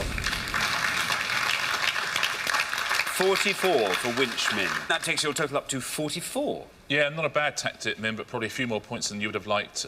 Winch, any sort of pulley that hoists things up. A winch. A winch. Marco, we come to you. The high scorers are now Min and Alison on 44. You're on 20. If you can score 23 or less, you are through to the next round. I'm going to stay on the bird theme, and I'm going to go with goldfinch. Goldfinch, says Marco. Let's see if that's right. And if it is, let's see how many people said goldfinch. That's right. Very well done indeed. 3. That scores you. Very well said, Marco. Takes your total up to 23. You are through to the next round. Yeah, well played, Marco. Absolutely. Everyone's going for very similar answers, but they all seem to be working. It's a James Bond film where one of the villains looks after goldfinches. He's a goldfincher. It's not easy, you know, this. No, it's not, it's not. Now then, Anna, you're on 4. The high scorers are Min and Alison on 44. If you can score 39 or less, you are through to the next round. OK. Pretty much all of the answers I've thought of have already come up. I don't know that many birds, though, so how many people have said birds I've never even heard of is fantastic. Pretty much the only word I can think of now is clinch, as in clinching a deal. There's your red line. Now then, Anna, if your clinch can get you below that red line, you are through to the next round. Let's see if it's right, and if it is, let's see how many people said clinch. It's right. And you've done it. Very well done. 20 for clinch. 20 for clinch takes your total up to 24. You are through to the next round. Richard. Yeah, very well played, Anna. Clinch. It's an English word that ends I-N-C-H. Clinch. Cat. You're on 34. The high scorers on 44 are Min and Alison. Listen, if you can score 9 or less, you are through to the next round. 9 or less. Well, my bird knowledge is pretty non-existent, so I'm going to have to just cut that option off. And clinch was one of my options, so the only other word that I can think of was actually a film, The Grinch, with Jim Carrey. So I'm assuming Grinch is a word. If it's not, then I can't think of anything else. So I'm just going to have to go with Grinch and hope that nobody else thought of it. There's your red line. If you get below that red line with Grinch, you are through to the next round. Let's see if it's right, and if it is, let's see how many people said Grinch. Very best of luck. Oh, it's right.